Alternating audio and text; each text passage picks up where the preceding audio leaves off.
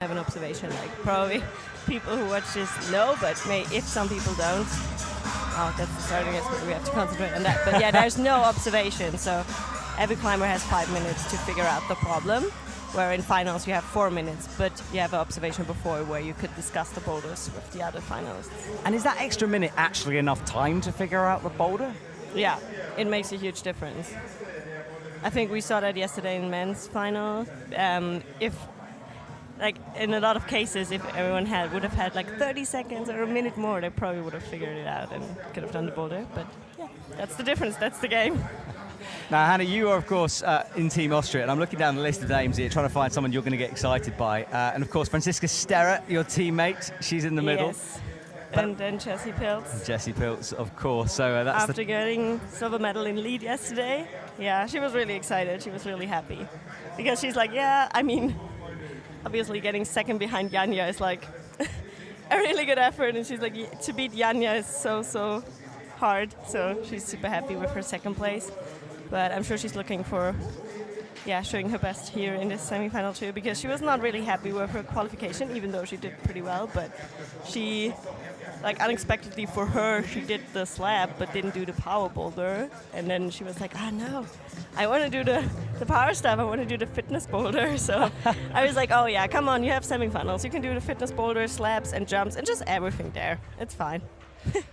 And you spent time with not only Jessie, but last night's men's winner, Nikolai Uznik. Yeah. How was Nikolai feeling after that comp? Oh yeah, I think when I met him, it was like even like 2 hours after the finals or something, and he still couldn't believe it. He was like, how did that happen?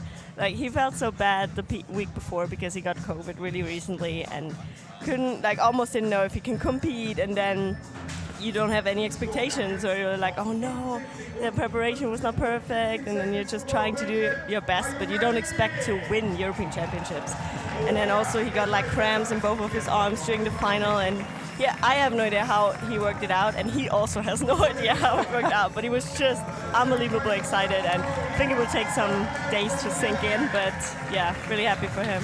So it was cramps, that injury, it wasn't some kind of muscle tweak or anything else like that? No, I think it started in the first boulder, and he felt it first only in one arm, and then started to feel it in the other arm. Oh. And yeah, really weird, but I think it was just also fatigue from the days before, and considering that he didn't train that well the week before because he had COVID, so I think it was just a lot for his body, but he somehow made it work. Well, it was an amazing competition. Do go and watch that if you missed it. Now, this is Lisa Clem from Netherlands, who is out on boulder number 1.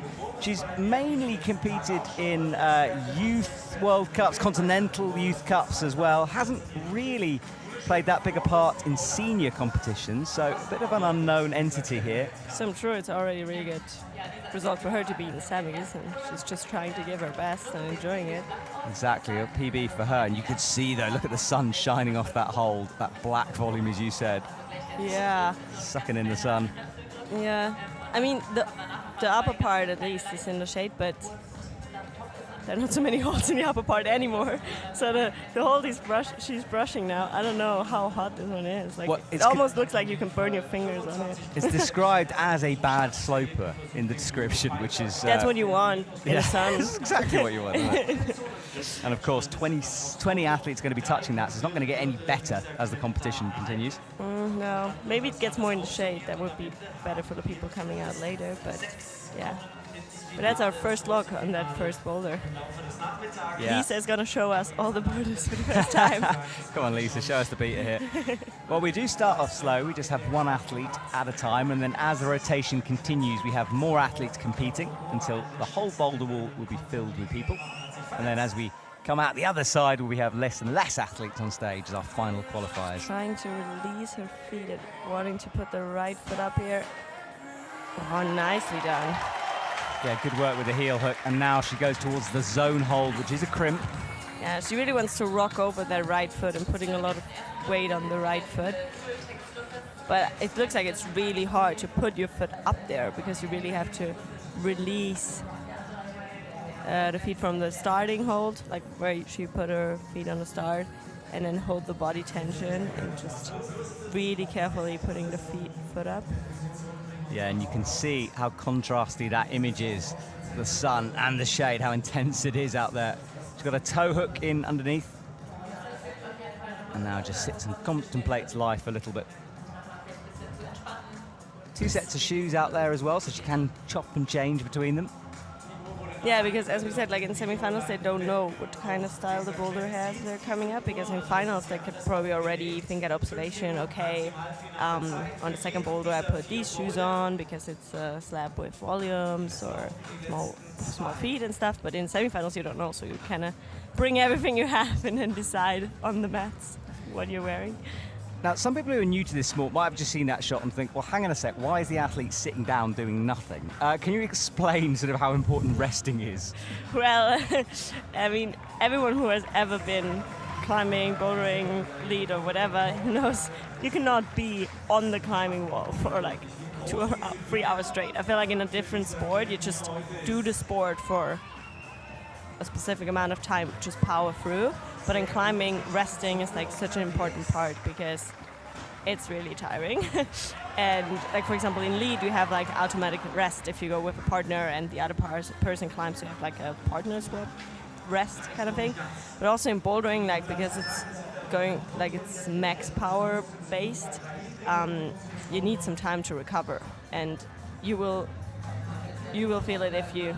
I feel like beginners, sometimes they try a boulder and then they immediately get on and try again. And they soon realize that that's not how it works. And if they wait like just for a minute or two, then they feel much fresher and better again when they get on the wall. Yeah, it's a strange part of our sport. The rest is almost as important as the climbing bit sometimes. You have to time it Maybe right. even more important sometimes. Now that starting position, you can see the blue lines. Each line indicates a limb that you have to start on, and you don't really need to be as controlled as you used to. You can just touch it and go now. The rules changed a little bit. And she's got 17 seconds to try to get this zone hold. There it is. Oh, it's really far away. She really has to... Oh, it's really far. Yeah, super far, and I think that's her 5 minutes done, and she's going to stop now. Putting up her shoes on the mats already. I think it's really warm there. Yeah, it's very tricky for these guys. I mean, in our commentary box, the sun is behind. We're over there on the left, and it's cutting through the slats, and we're hot here. So yeah, and at least it's early in the morning. It's 9 and not like 12 midday time. So. Yeah, and now Giulia Medici comes on boulder 1. So this is the last time we'll just see one athlete on stage. After this, we'll have at least 2 at a time. Yeah, it's getting more busy. Be prepared. It is, yeah. Myself and Hannah will be desperately looking around the screen at 4 different different options, trying to work out what's going on. And because we're sitting in a position where you also see the climbing wall, it's always so tempting to look there too, but you're like, no. Well, what's quite good with this setup is we're going to have 4 across the top, so we'll always be able to see the action, that's which is good. That's good. Split screen. Split screen, exactly. It's the future. So, into this first boulder, first climb.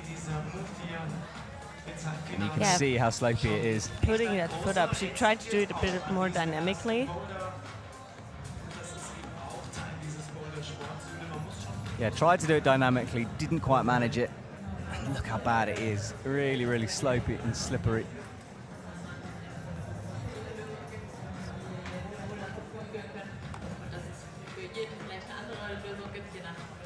So, no go on her first go. She goes again.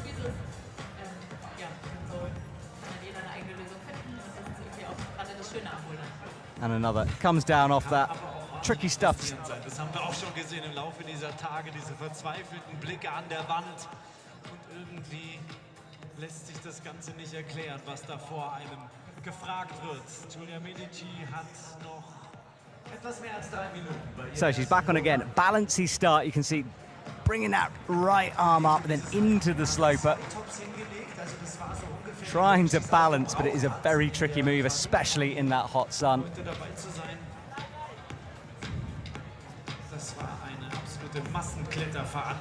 We are just currently trying to sort out our commentary position because the sun is really intense for us as well here. And look at that close-up shot. She dances her shoes around.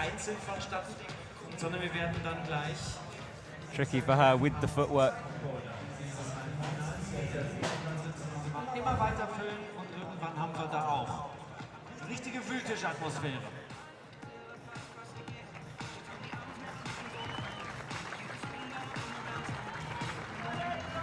So 2 hands on that sloper, trying to find purchase in the heat. Before she tried to... Ooh. She's trying it differently now. Using the foothold or the hold. I'm wondering if that's a good idea, but releasing the feet from the starting hold and then putting the foot up. It already looked really hard when Lisa did it, but... Yeah, Lisa managed to get a heel up quite quickly. Yeah, but you could see that releasing the feet and putting the foot up was really hard. She had to squeeze really hard on that black sloper up there. So difficult start for Giulia Medici from Italy. There's a scoreboard, by the way, on the bottom left. Those boxes, they fill up halfway for a zone, fully up for a top. But we'll keep you updated as we see more scores coming through.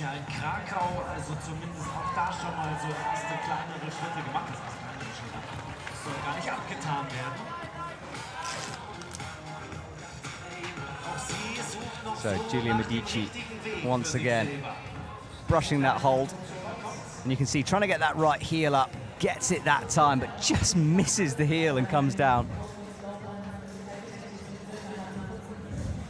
Yeah, she tried to do it more dynamically than Lisa did. Lisa just really slow released her left foot and then not immediately putting it up, but kind of like there was a moment where she had both feet kind of in the air or just on the wall, and then she put her foot up.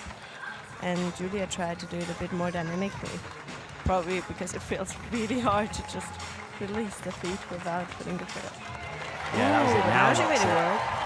Oh, and the zone. And got the zone. Oh, right. Nicely done. Looks like a really hard move. Yeah, so this is the first time we see a score there. 3 on the scoreboard, that's the zone. And there's a really tiny crimps. Oh, it's basically a bunch of footholds screwed together. Yeah, it basically is. Like, as you can see, it was like small. It wasn't one hold. It was 2 really small ones that you usually maybe use as a foot, screwed together. And there are multiple ones of those up there. Yeah, at least if I'm being sort of like positive, at least it's in the shade. But it'll still be warm, won't it? Because that wall sucks in the heat. They're so small.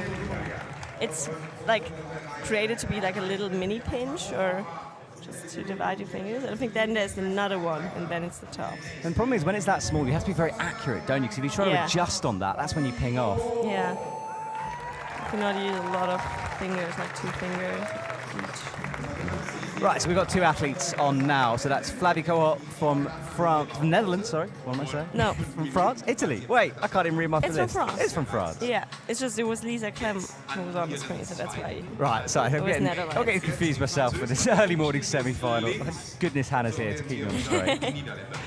So that is Flavie there from France. He's having a look at the boulder, and then Lisa is back on boulder number 2. So we get our split screen for the first time here. And we get to see the second boulder for the first time.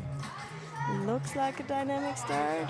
Yes, coordination moves, jumps, so very different from that slab on boulder number 1. It looks really hard. It looks really dynamic. Really hard. Yeah, it really does. Tough jump. There's a big gap, isn't there, between that starting hold and the first yellow volumes.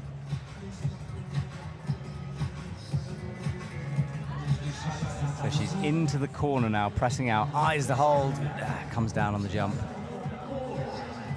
Yeah, I think she has to go left to that yellow volume and then right away to the next one on the volume. Like, she cannot hold on to that first yellow sloper. She has to go again, for sure. Yeah, so a move like that it's the yellow sloper is kind of like an intermediate. You just tap it and go, like a double clutch, we call it. Yeah, you use it to get to momentum and also to get the height.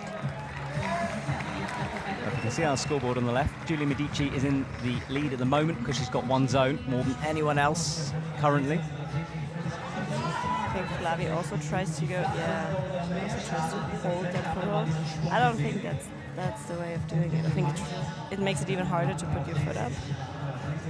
Now, although it's not the way to do it, sometimes we see athletes sort of break the beater, don't we? And work out different obviously. methods. I'm really sure we're going to see this in the semi-final too. I feel like there's almost no bouldering round where nobody breaks the beater in some kind of way.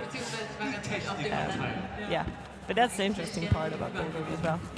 Yeah, I agree. I find it so It's so fun when an athlete does that. It's kind of like you've got one over on the route setters. Yeah. Und es ist schön zu sehen, dieses Münchner So, Publikum, deep das breaths there durchaus from weiß, Flavie. um was es geht. Da wird mitgerätselt, der ein oder andere, den sehe ich da hier von oben. Yeah, yesterday we saw two of the French competitors breaking the beat in men's semi-final at the first boulder when they just like reached out their fingers instead of like actually holding the top Yes. hold. Yeah. It was pretty fun because I was standing next to my teammate Johanna Ferber when she was like, actually, I think you can do that, like you can just stretch out the fingers and don't have to hold the top hold. And I was like, maybe it's too far. And then like 5 minutes later, Paul Schiff did it. And we were like, oh yeah, okay, it's possible. They were in the commentary boxes because it's so frustrating when you can see a different method and then obviously the athletes don't know that. You almost want to scream at the TV screen. Yeah, exactly. And then you watch out this and you're like, is he gonna try it? Did he see it? Because sometimes it's really hard to see, and yeah, I feel like sometimes, for example, tall competitors maybe see different beaters, or small competitors see different beaters because they just, like sometimes when you're small, you know you cannot do the maybe intended method, or you cannot do the obvious way of doing it, so you have to think of something else. And the same for tall people, like sometimes you just have to, think about something differently, or if it's not your style, or it's a pinch boulder and you're really bad in pinches and there's a different way of doing it with like maybe, I don't know, avoiding that one pinch or whatever. So maybe you think outside of the box just because of your weaknesses or your abilities or your height, or just maybe also because you had an injury on one finger and you try to like put weight off that and stuff. So it's sometimes a lot of individual factors that also make a difference of what kind of beater they use. Yeah, there's a lot to think about out there. And it's interesting, whenever I have an athlete here in the commentary box, the amount of things that they point out that these athletes are considering at all times, you know? Yeah. I mean, sometimes it's not that complicated, but sometimes it actually is. Sure. Like, yeah, also a lot of different stuff think around a competitor's head while being out there on the mats. Big fall there. She swings down. Hope she's okay. Now got the zone though. Yeah, Flavie Also in into the last zone. few seconds. And she's got to be slow on these moves. Oh yeah. I think she had it before already, did she? Not too sure. Was too busy listening to you. Sorry. No, it's great. Right, so they are done on this rotation, and Camila Moroni is on next, qualifying in the fairly low position considering how good she is. But That's true, but I think it was a really interesting set of boulders in semifinals. Like, I don't know which group she was in, but in one group there were two fitness, like power boulders that didn't see any tops, so they were like kind of impossible. So you had to make up for them in the other boulders, which were more technical and slabby. So if you're more like counting on the fitness boulders to make up for not doing the slabs or something, it was really hard to make up in that round because they were impossible. So I think it also depends on the style of boulders. But I don't know if she was in that group or in the other one, but I just heard, yeah, it was, you had to be pretty good in slab climbing in qualification, I think. yeah, I heard that as well. Certainly your brother as well for the men was talking about his dislike of the slabs. Yeah, and I think a lot of other male competitors agreed. It's just the wall though as well. Like on the side we have a lot of Yeah. Well, Camila Moroni though, is rocking up on her first time of asking using. into the pinches. Very precise. That's Really what we controlled, yeah. Oh, and again controlled. Now she's showing how good she is. Well, this is it, isn't it? When we get an athlete who's usually top 5 or top 10, and you suddenly realise how good she is. So now there is the top. Needs to match it in control. Ooh, it's a far move. Went up with a hand, then thought better of it, adjusting the feet. Can see going back and forth. Into the crimp. It's blocked, so moving more difficult, and that's not control from Camila Moroni. It seems like she was pretty stretched out on that top hold. You can see she's on her tiptoes and trying to make... Oh, I think she slipped with her foot a bit and then she was not high enough anymore. Oh, what a shame. And although she got the zone, there's no extra score for kind of touching the final hold, is there? No, it's not. But, oh, and Julia stuck the jump. Almost stuck the jump. Really close there. Oh, Camila is right back on. not wasting a lot of time. But I mean, she did the start so easily, so she's like, might as well get myself a longer rest afterwards because I'm gonna top this one now, kind of like this. Yeah, two Italians on at the same time. Julia on the right, Camila Moroni on the left. Oh, look at that swing from Julia. Ooh, that was strong. Holding that swing. So she gets the zone point and bumps up the leaderboard now on 6. Oh no, her foot pops and now she turned around. That was unlucky. That feeling when you're spinning and your legs are driving all the momentum in a circle. And there's nothing you can do There's nothing about you can do. it, It's a horrible feeling, isn't it? Oh, now Camila gets it done. Nice. Really happy about that. Right, so our first top of the competition, she gets a score of 25 minus the attempts she took. So 2 attempts, you take away the successful one, so she gets a minus 0.1 for her score, so 24.9, and she's way out in front at the moment. And look at that reaction. I love it when an athlete does it. I don't want someone to be stoic and like cool out on the mats. I want to see wild, exactly, wild celebrations. Yeah, we want to see those emotions. Exactly. Makes us like kind of live it as well, you know? Just share the emotions with us so we can feel it too. Exactly. And she holds the swing that time. So we're watching this again. This is a replay. She hasn't been successful yet. You just see the fight on her face. It was so hard to hold that swing. Yeah, kicked into the wall to prevent it. And then into good holds, but again in the sun. That was the swing when she came down. Yeah, that's it for. There's nothing you can do about it when the swing is happening. You can try to stop it, but in some positions, like she turned around now, and it was so hard to hold that. So into the corner once again, facing the shade, blows in the hand and eyes up the jump. Tries it differently now. That looked almost better. Yeah, I mean, I think it's easier when you actually get the zone. It's easier to hold the swing because you're not as turned away from the wall. But it's hard to get the zone because it's blocked. Probably exactly for that reason. Ooh, now gets it done. Nice. That actually looked really smooth.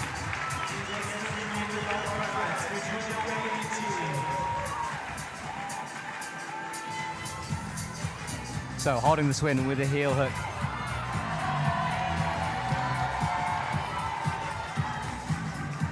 Holds it now, heel locked in.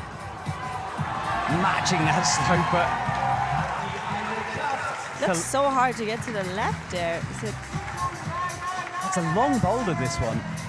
Is it planned to? Oh, wow.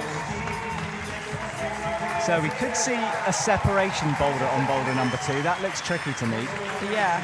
I think she already did a really good effort of getting the zone. Yeah, and sometimes with boulders, they're not all toppable. We often see athletes not completing a climb, and then the zones become so important. That extra 6 points vital. Sorry, 3 points vital. Yeah, that heel toe, she's trying to bicycle in there with her legs. Yeah. That's Sarah there, Stefano Gasolfi's girlfriend, who's a very good photographer. One of many photographers here today taking photos. Jan Vert and a lot of now others. out, Eliska Eramowska. She already climbed yesterday in lead semis and lead finals. So, and the day before, obviously, boulder qualification, and the day before league qualification. So, she kind of did a bit of climbing already in the last few days. Yes, and straight back today. I mean, some of these women are in the same boat. I mean, Yanya obviously and others, but yeah, a lot of them. I mean, they did a lot of climbing already in the past few days. Yeah, Jessie, Yevgenia, there's a few coming, Hannah Moyle. So yeah, struggling with skin. Yanya, Katzbekova as well. Yeah, a lot. So it's going to be tough for those guys, but their quality is so high that look, you can see straight into the zone for her. Climbing really carefully and controlled. Yeah, and then Lisa on the top of your screen, she's on boulder number 3. We get to see that for the first time. Boulder number 3 is the old school problem at the top, which I'm desperate to see. Lisa very slow onto those pinchy crimps. Very slow and controlled, yeah. Those holds looks really uncomfortable and weird. Don't really know how to grab them. So there is the top, and we saw Camila Moroni having to adjust the feet when she did this. I think we should try. Oh, she's switching feet too. So there's the blocked crimp. She gets it. Oh, 2 fingers on it. Really. Oh, that was really strong. Getting that crimp with 2 fingers. I think she spent almost a minute in that boulder. Yeah, that was a or flash. even more. Yeah, it was a flash. But yeah, she took quite a while to, like, in that boulder, but made it work. It was worth it.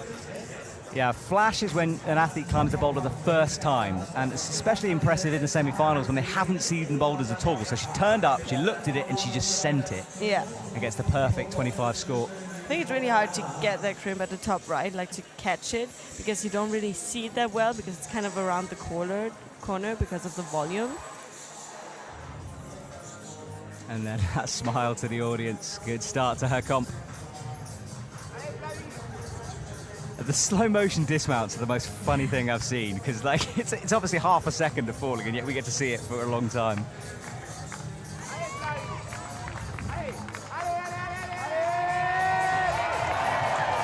So Lisa getting the lead, and that is Lisa on the old school.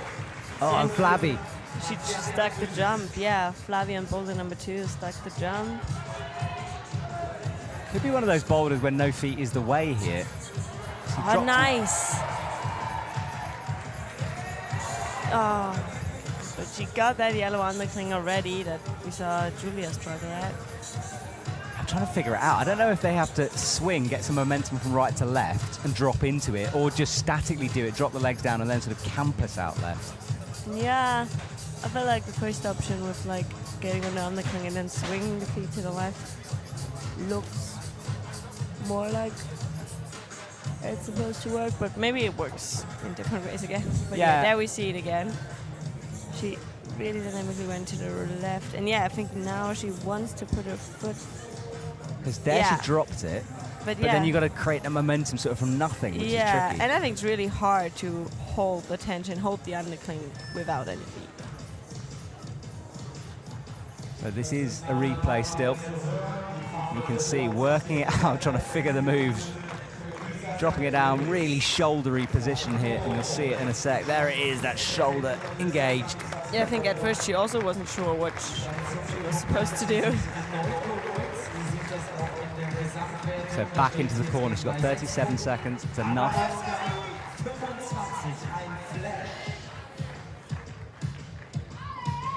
Really nice with that jump. Oh, nice. Really precise of getting those yellow blocked holds exactly at the right time.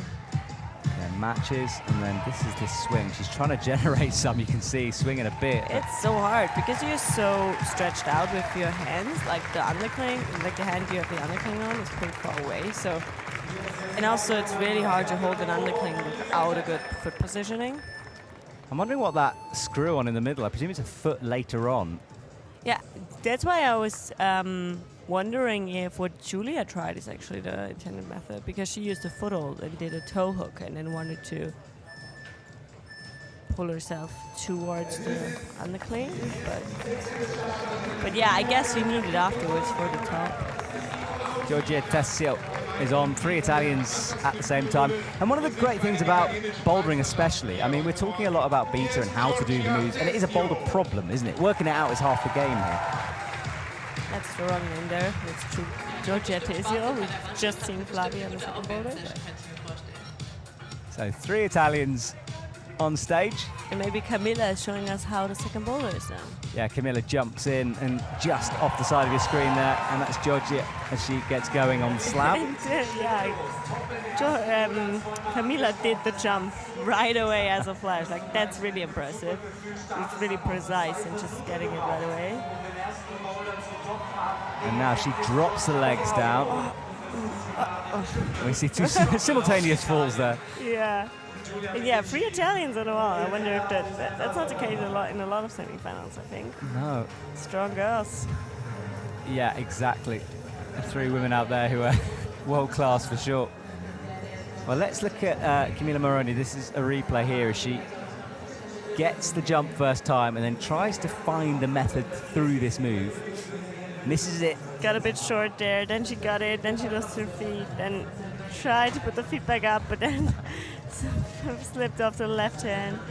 Yeah, I think it's really hard to weight that left undercling with your feet all the way on the right, or your feet in the air, nowhere at all.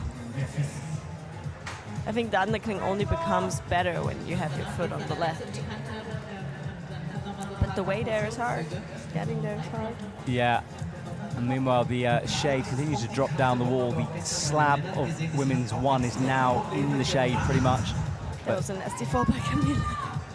Yeah, these falls, I wanted to ask you about, do you guys practice these big falls like this, or is it just instinct?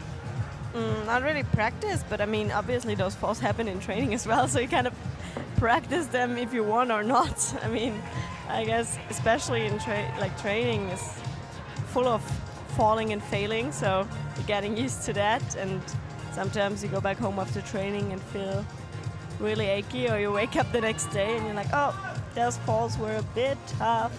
Bit of whiplash going on. Yeah. Because it's the commitment that is so impressive, I always think. Oh, look, Camila, again into the jump. We'll talk about this after she falls or not.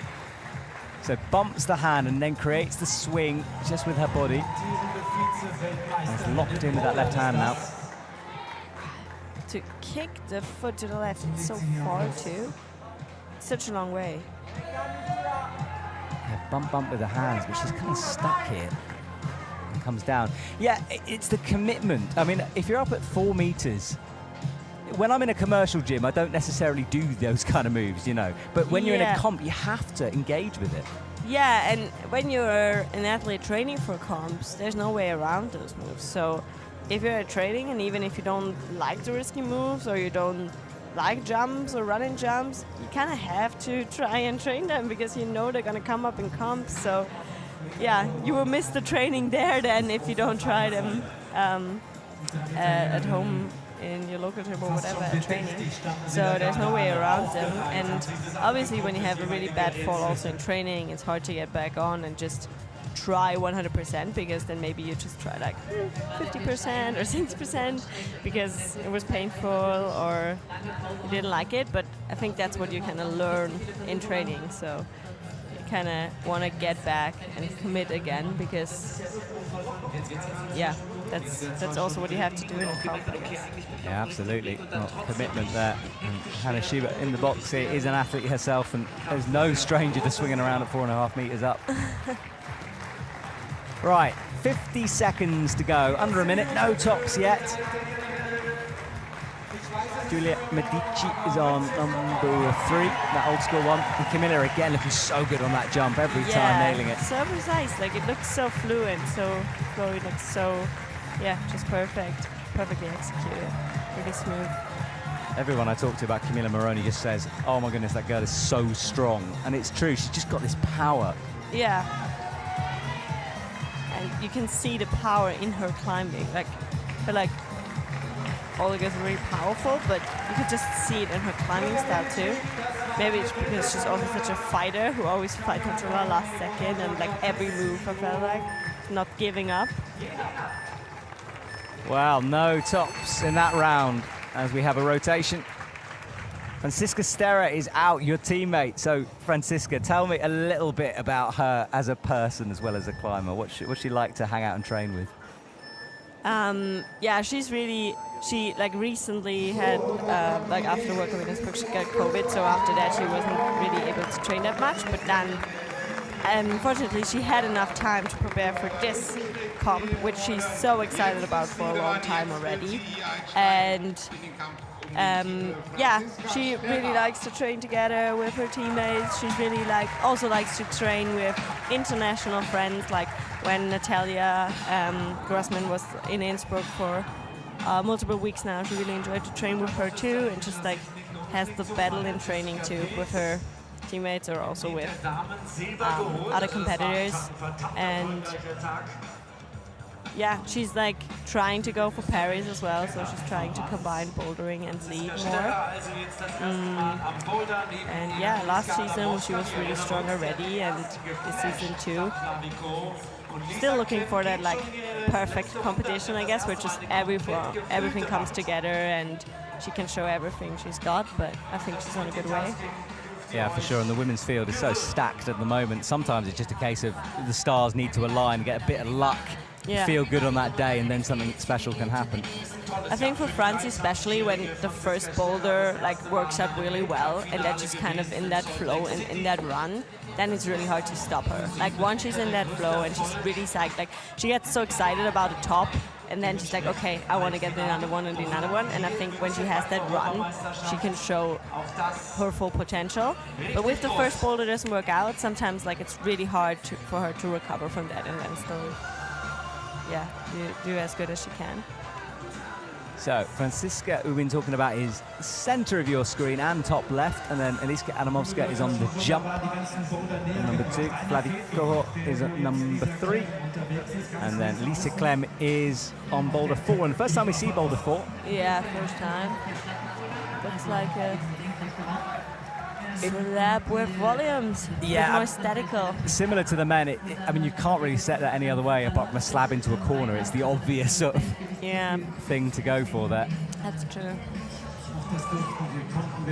But 3 nice boulders, all very different. The 2 in the middle, definitely more physical. Yeah, we haven't seen so much of boulder 3 yet, so. Yeah, it'll be interesting to see it at the top. Franziska is trying to come across the slab now, gets the heel up nicely. Nice. And then she needs to rock towards the zone crimp. Oh, but pops the heel. Yeah. And heel was in a good position, but it was not in a nice position to put the heel all the way down, like rock over it. You saw that Eliska coming down hard on boulder 2, getting her hands down, luckily, to stop that fall. But a nasty one from her. She's uninjured, though, straight back on the boulder. We are seeing the slab now on your main screen. That's Lisa Kalem from Netherlands. She works her way over. Yeah, that yellow volume doesn't look like the best. It's probably also not getting better with the friction. No, that boulder has been in the sun the longest. They're all starting to drop into the shade a little bit now. Franziska again, dragging that left toe behind her, trying to get some purchase. She's using the foothold as a handhold too. Oh, and she's using the volume that I think nobody else used yet. Yeah, it's not. Everyone else just used it as a foot later on. Yeah, it's not that positive. She's going to have to pull up if she does that, which is powerful. I wonder if she's going to try that again, or if she's going to try the method that she tried before with putting the heel in and then using the volume. Yeah, it's decision time for her. A minute to go. You've got to commit now to a method.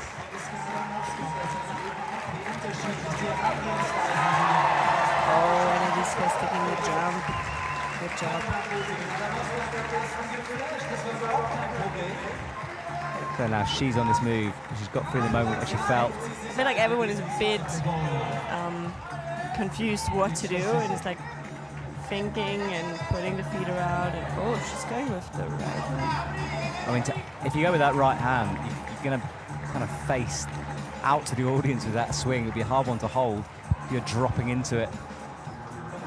But Adamovska goes, so Adamovska's called it on boulder 2. I think we're not going to see top in this round either. No, slow start. Eliska with that top on boulder 1 as with Camila Moroni. And that is the end of Lisa Kalem's Youth Championship, European Championship story. She leaves, and it's not going to be enough for the finals, but good effort from her and a PB in terms of getting into this position. Yeah, and I mean, it's a final of European Championships. It's tough. It's not an easy round. I mean, semi-final is the most important round of the competition, I guess, almost to split, to be from 20 people. Yeah, 20 to 6, 20 to 6 people. Cut. It's a big cut, so that's like almost the most important round. And I always think it's one of the most stressful because you're still trying to get somewhere. At least in the finals, you're in, and you can just not worry about going to the next round. It's just trying to do your best. Exactly, that's true. Right, Hannah Moyle is on. Big reaction from the German crowd, as you'd expect. And Hannah is one who could win this competition, potentially. I just wanted to say, I think that's around where we're gonna see top. I just feel like she will like that problem. But has she got the energy? She climbed in the finals last night. What's her skin like? Yeah, that's a big factor too, the skin. But I feel like for the women, it's a bit nicer in this competition than for the men because they have lead first and then bouldering. And for the men, it's the other way around. And bouldering is always more tiring and also more tiring for the skin. So. Yeah, she put up a post at about 8 o'clock last night saying, right, bedtime or something. So she definitely went straight from the final into bed to rest. And that's what she would need to do because it's so intense, this competition, back to back for the athletes. Julia Medici making a good effort on the slab, rocking over the right foot, getting the zone. It's a third zone for her. Yeah, she's doing well. If she can get a top here, it would be a good position for that finals. The top is pretty far away. Yes, similar with the men, up all the way. Yeah. Long move at the end. Looks like it's almost it's the same volume. Really committing, especially when you've spent all that time walking across the slab. And then you have a move at the end. I mean, you want to pull on and just try that end move, you know, if you were working this boulder. I think she wants to swap her feet, but that's something really hard to do. I'm wondering if she was just... Yeah, she's trying to swap it, look, but she's going to have to jump the feet. Yeah, there's no space, actually. Oh. I think now she's like, oh, when I should have considered that when I put my foot there, she'll leave space for later, but you have to think ahead so much. Yeah, this might work though, because she's got the palm. And what she's got to do is she's got to jump one foot out of the way and immediately bring the other in, but of course that's the balancing point where you start to fall because you're in the air. Yeah, exactly. Oh, Hannah making a really good effort on the slab on the first one. But remember, this move is tricky at the end. Oh yeah, coming into the room. Goes back to the right hand on the crib. Really statically, and that's the top. So that was good effort from Hannah Moyle. She'll come up the leaderboard now. That was her second, did it in 2 attempts.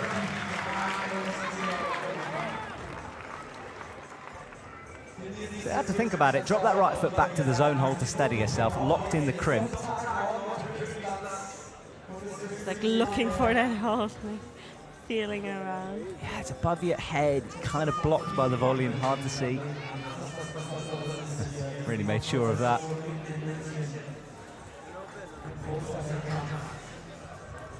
We haven't seen a lot of boulder free. It looks really hard. Yeah, apparently a start where it faces out, but every time a route setter says that to me, I sort of like smile because it never seems to happen.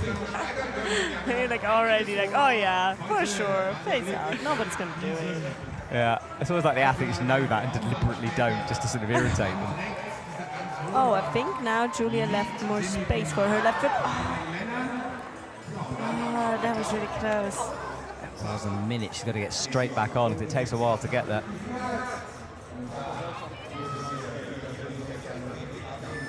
Oh, look, yeah, much better, but she was right on the edge of it.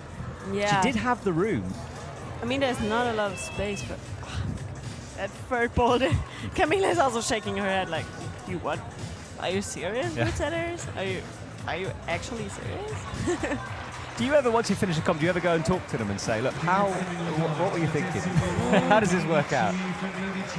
Actually, the last comp I was in, I was really pissed about the setting in finals because it was just really, yeah, more like easier when you were small and when you were tall.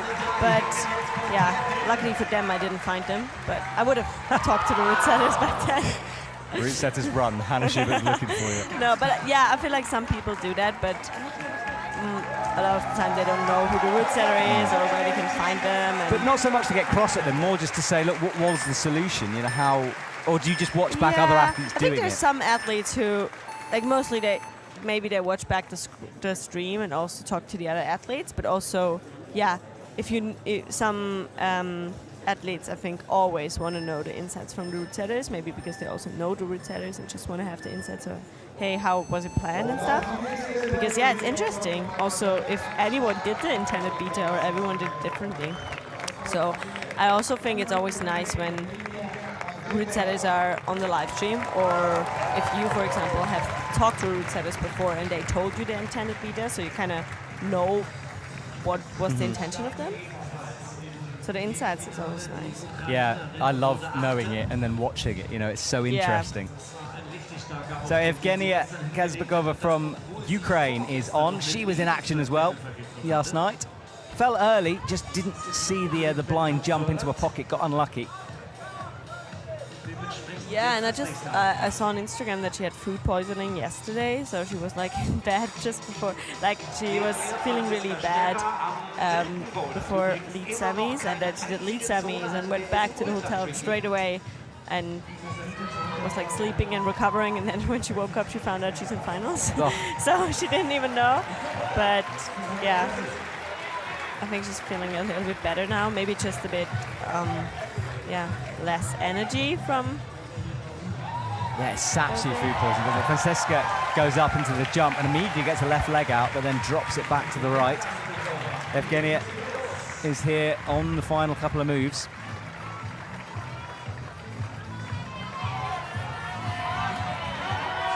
So she's trying to set herself up. She's comfortable there, but she's got to move left. Oh, and Francie got the left foot in. Is that the first time we've seen that move? It could be. Yes. Right, well, we know it's possible. It's always good. Possible, but it doesn't make any difference for her. Like, she got the zone, but oh, and there's a top from Yanya. Good job. So good work from her. She will leave quick top, which means more rest.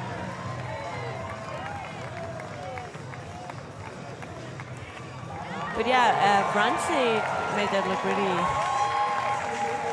good with the foot out on the yellow one. But then the move she fell on looked so hard. Waving to the crowd. Big support for her this weekend. Yeah, topping out with a crowd like this, it's always nice. And we see a top of the slab as well. Flavy going across. Nice. Very similar move to the men's. Look, creeping over, and then you just have to commit at the last second, trying to get both hands, and I think the top is actually just the hold, is it? Oh, let's see this. This could be interesting, yeah. Yeah, there. Oh. Because otherwise this would already be a top. Yeah, but I think that's what she did. No. Then she went Oh, up. then she matched. Right, got then you. she matched up. Yeah, so that's important. That's really important, and it's also really important that the people see that, because, I mean, you have to be really careful when doing that. Oh, this guy's really good on this one. Also, we'll watch quickly, this, and then we'll talk about. Yeah, talk about the other thing, because we haven't seen anything of that boulder up there yet, so that's really.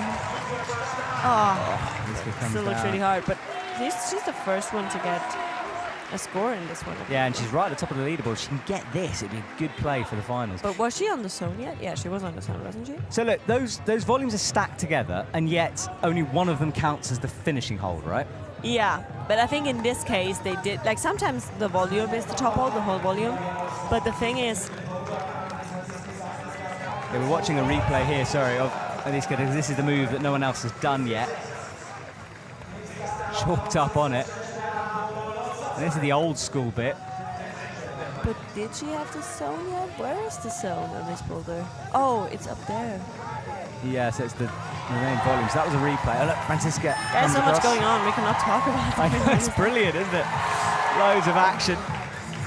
Francisca laughing as she comes down. So yeah, basically, it depends where the blue line goes to. If the blue line goes to a specific hold, that is the hold. But sometimes it will be to the volume surrounding it. And I think in this case they did it because, as you could see, Flavy could reach it from her body still all the way on the left and didn't really have to hold on to anything. She had to press in, but it was not so hard, so they wanted to make it even harder. So you had to creep all the way up to that small crimp.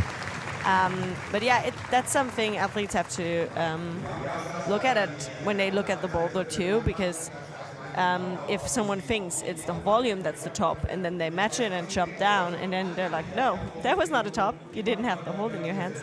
But in this case, I think it's really obvious to see, because otherwise, why should the hold be there? Like, why should that small yellow hold be there if you don't have to use it, because you can just press it to the volume? So. Really well, that is the explanation for it, and we'll see it later on. We've got a lot of athletes to come as well. Slight pause here between rounds. You can see the clock ticking down on the right. That's just to allow the route setters to brush the holds, and also the athletes to clear the area so they're not running into each other when they run on. Yeah, I think that's a really good change of routes. I agree, I like it. We used to have sort of some clashes going on, so it's definitely better. Well, Hannah Moyle is back in action, and then Katia Debovic is back for Slovenia. Immediately look at his slab. She takes a couple of seconds because this is the first time that she's seeing it. She needs to work out the sequences and grabs the brush to make sure everything is to her liking. The wall pretty much in shade now, and it will be getting a little cooler for them. Of course, it will have sucked in some of that heat and be radiating it for a while. If you're just joining us, welcome and good morning. We're the European champs. My name is Matt Groom, and I'm here with Hannah Schubert in the commentary box, who is an Austrian athlete and was meant to be having a lovely weekend watching climbing until I nabbed her, so thank you, Hannah. Yeah, I can still watch, and I can talk. Everyone who knows me knows I love that. Hannah Moyle gave a clap of her hands there. I think she might have worked, or thought she's worked out the sequence. Looked excited. You can see in the body language, Hannah at the top on B2 is just running back, looking like she wants to get on the wall. And Katia slow on the slab on your main screen. Yeah, Katia looks in really good shape. She recently won the Blockmaster in Graz, which was like a Master 2, in front of Petra Klingler and Franziska Stoller.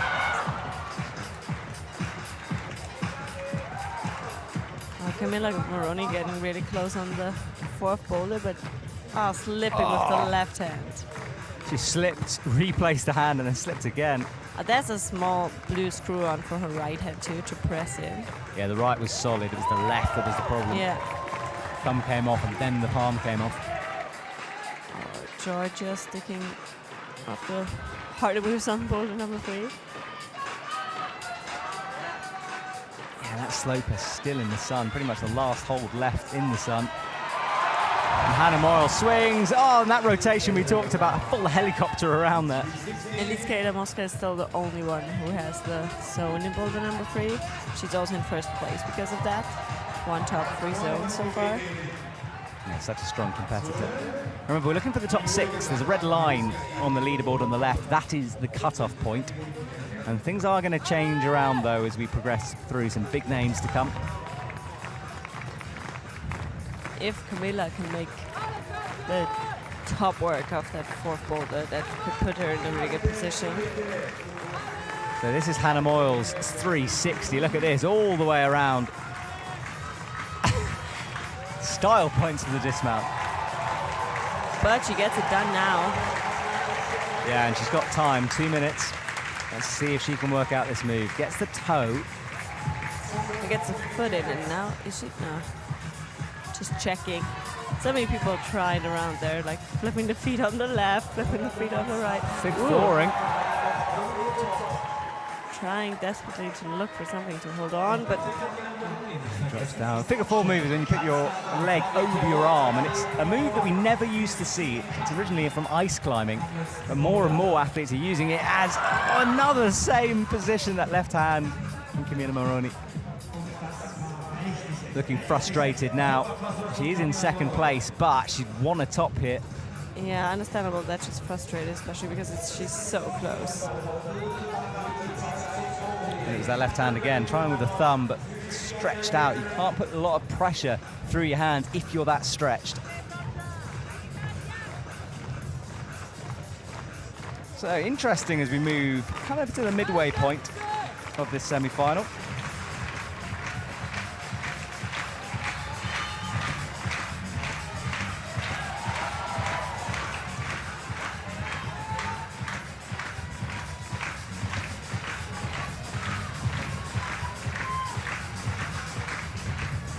Katia looking annoyed as well. She's got a zone but no top. Camila is going for the top again. This has to be it. 35 seconds will be the last time she tries this. Oh, this time better, but she hasn't finished yet. Left hand needs to match. Does. Now she gets it done. So it's just on that yellow crimp. Nicely That's the final hold. Puts her into first position. Only one of the 2 tops so far. She might be a bit annoyed to not have gotten earlier because she was so close already, I think, on a flash attempt or the second attempt, but she got it done, which matters the most. And she's up to 52. Her score 52.6. Way better this time. into the crimp, matched it. There we go, in control, and the judge awarded Not it. a lot of space to match it. No. Really happy about the top. Yeah, it's tiny, that crimp, as you can see. Yeah, and quite stretched out. I mean, Camila isn't the tallest, so it's obviously No. within reach, but She's one of the smaller competitors. the height shouldn't really be a factor on that stretch. I don't think there are a lot of people who are smaller than her. But it'd be interesting, at least get Adamowska's on there now, and I think she might find that stretch easier. And Ayala Karim from Israel is out. And she is also someone who has her eye certainly on the finals.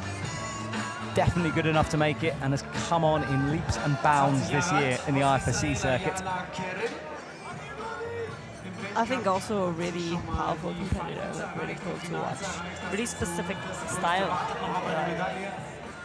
Like bring something new to the scene, I guess. Yes, I I had agree that with you. feeling in my room. Yeah, she kind of announced herself in my ring, and it was like, ooh, someone to keep an eye on again. Yanya jumping on boulder 2. Using the foothold just to rock over that foot more, that was really, really smart. Yanya, yeah, on boulder 2, so she comes down and has a little rest. Ayala comes up to the crimp.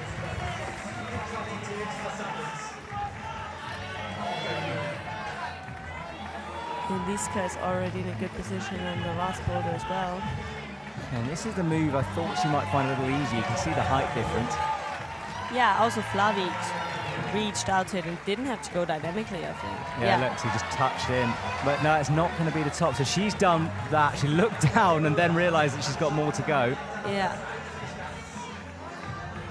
But she didn't jump down, which is good. Yeah. Ayala just missing that crimp. Ayala goes up but doesn't get it. She's got time to reassess that. Eliska is still on the final move. She needs to weight that right foot. But as you said, she didn't have to go dynamically. She could reach up like Flavi did as well. But she still has to stand up now. Because that's the advantage of, like Camila, for her the last move then was easier because she had all her body weight on the right already and her left foot was not on the foothold anymore. So yeah, so now Eliska had to do the same. She had to stand up. And that's what Camila did, but she did it with more swing, like right away. So just the standing up, the dynamic part of Eliska is smaller, but she still has to do it. Which is good that the root setter did it like that, because if she could have just reached it without doing any like risky pop, then it would have made a huge difference. But like this, it's just kind of a different move, but they still both have to do like kind of that risky pop. Just like one is a bit bigger than the other one. Yeah, agreed. Oh, that was that move on the slab. So she went quite dynamically to it. I just missed that one. Yeah, I mean, she had the two fingers. She was just a bit lower. I think it's really hard, yeah, as I said before, it's really hard to see it. So, and it's really small and it's blocked as well. So you're like, oh, Yeah. just hoping to stay on there. Yeah, everything is tricky on that one. Eliska again on this. Now, she will have learned from that. She might decide to pop into it earlier just to get that move out the way, rather than trying to do it because she was so stretched out and then had to drive upwards. Yeah, but it still looked pretty close. I'm pretty sure she can do it if she wants to. Yeah, and 1:30, so she needs to really get it done this attempt. Nah, she has another You one. reckon has got enough I think time? she has another one. Well, it doesn't matter anyway because she is into it. Matches. Okay, she doesn't need another one. You never know. Oh, and that puts her into first position. The only one with 4 zones, too. Yeah, strong performance. That might be enough. And Ayala is getting the top on boulder number 1. Ayala Karim gets it done with a minute to go. Evgenia on boulder 2 has no zone yet. Missing the jump. As you can see, the wall is coming more and more into the shade now. For example, that black sloper on boulder number 1 that we were talking about at the beginning, it's now in the shade, so that's a bit nicer as well. And also the yellow jump, it's more in the sun, so might get a little bit nicer for the upcoming competitors.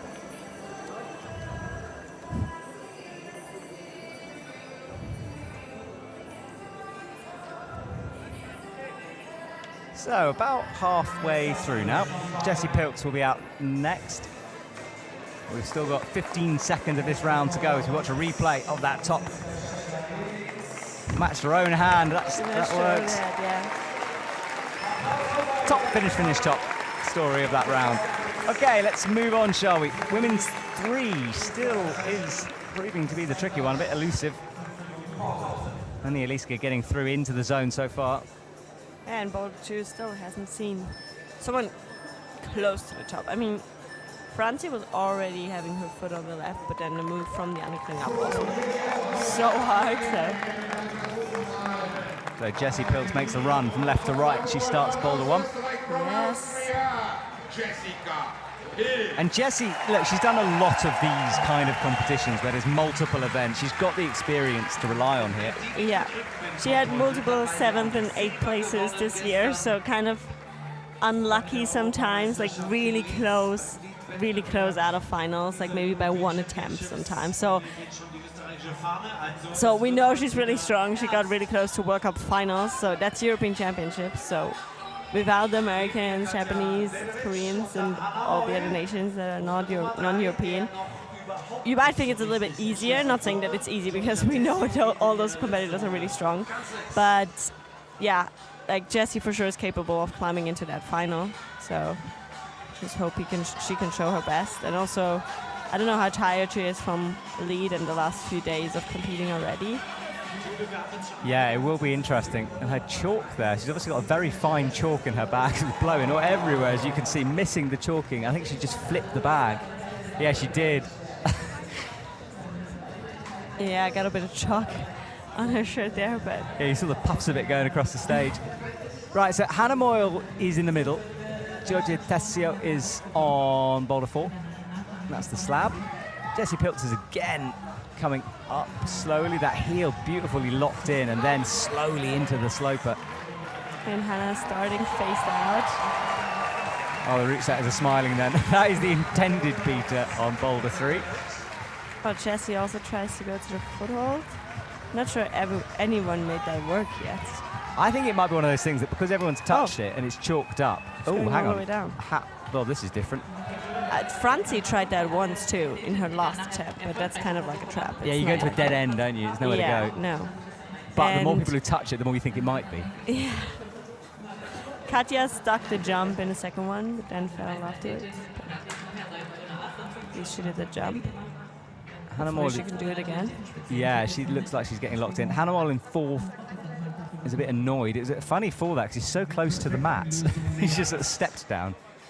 It's just a really powerful boulder. I think even to get out of the starting position takes so much energy from you, and you've still only done like kind of one move, but you're so tired already because it's so powerful and you have to press into it so much.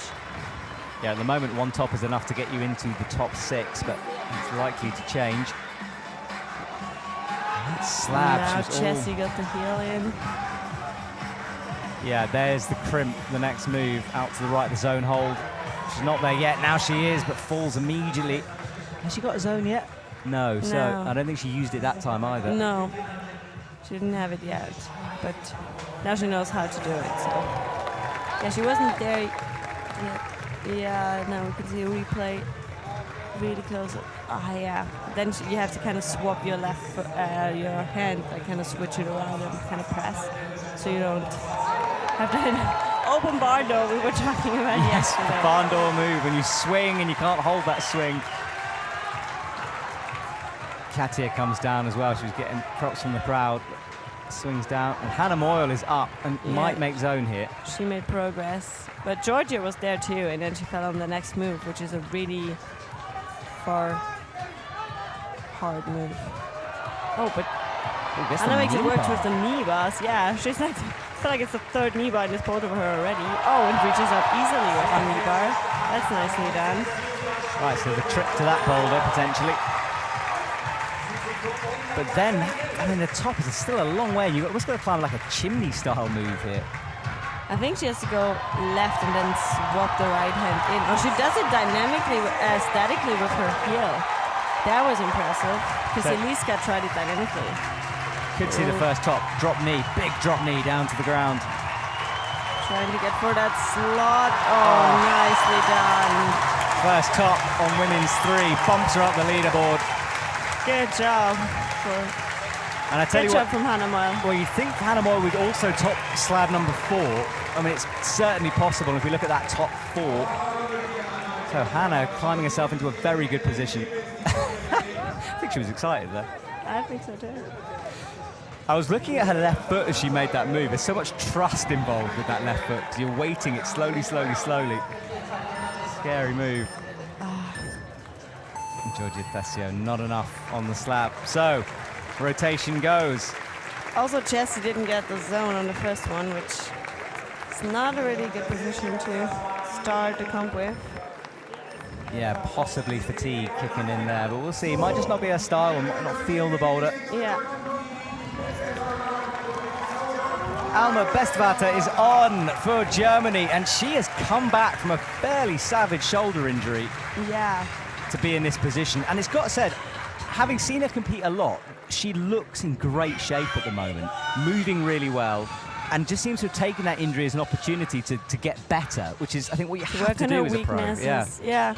And when you cannot, like she couldn't climb as she wanted to be, and she had to make sure like her shoulder is recovering, but she could still focus on improving everything that she can do with the shoulder injury.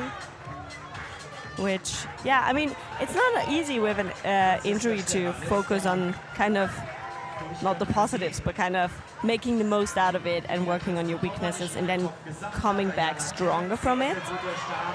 But it's really good to see her back and making it work. Yeah, I always find it's an amazing mindset to be able to do Creeping that. up to that zone, that looked really good. Powerful from Alma. Big support from the German crowd, as you'd expect. Pushing down with the palm. You see that shoulder taped up. I think she had surgery on it, and it's a nasty But she had surgery a to shoulder have. injury before. I think she had both shoulders already injured, isn't it? Yeah. I think it was not the same one. No, yeah, No. I can't remember the exact details, but I remember it was surgery with it. So I just remember that she was already injured, had a shoulder injury already like a while ago, which is like, I was like, oh no, not again. Or wasn't it elbow as well? right, so out into the crimp. Oh, dropping to 2 fingers. Oh, you just have to match, come on. There's a German commentator to my left who's screaming at the screen. No! Oh, that won't be in control. That was just not enough. No, she checks, but She already knows kind of that that's not gonna be enough.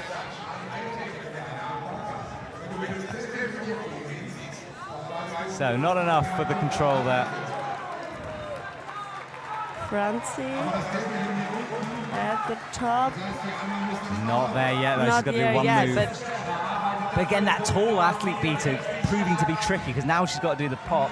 yeah, she's in a really weird turn position there. She was not really. One of those where you think, well, just keep going, right, I'll keep going, and then you realize you're too stretched out for the move. Yeah. And she was so turned around. I feel like when Eliska did it, she was trying to stay really frontal to the wall.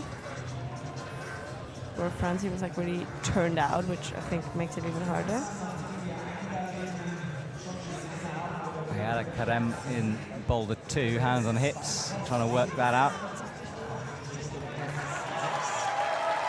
Francie asking the crowd for support for her last boulder.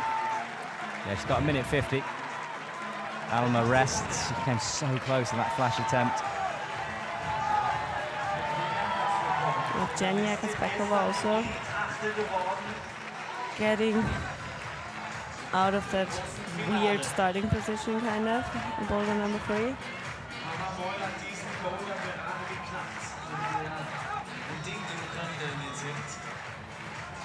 Yeah, she's got 25 at the moment. She was in the top 6. Alma is back, swinging right. Wow. Flipping off that slope there. So stretched out, look, maximum reach. Oh, She's trying to get her feet sorted because before she had her left foot through, which looked awkward. yeah.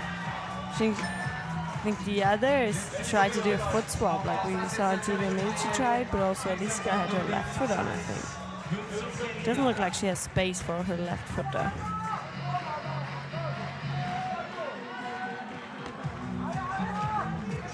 It's down again.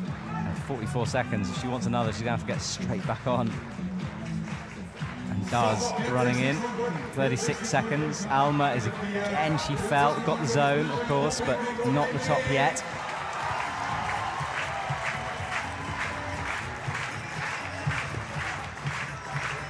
So, tricky last 20 seconds for all these athletes here.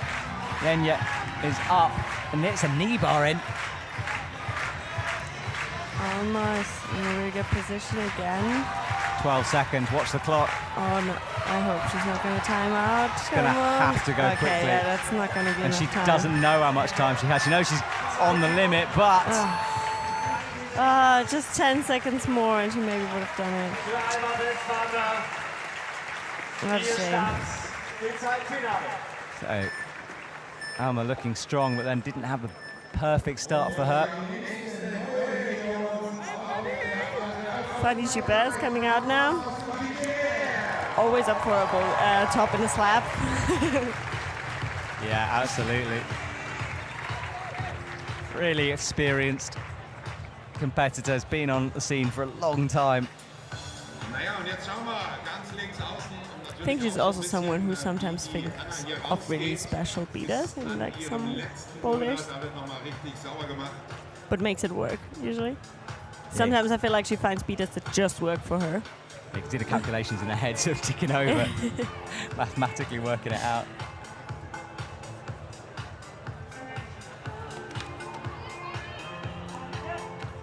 So Fanny Gilbert is underway. Jessie builds on boulder number 2 at the jump. Patrick builds on boulder number 3, and we have on boulder number 4, Hannah Moyle. Oh, if Hannah Moyle can top this one, puts her in a really good position with 3 tops. Yeah, it does. Could be her second final in 2 days. And the crowd will love it. Oh, they really will, yeah. Let's watch Hannah. So she's on the slopers. Great balance from her so far.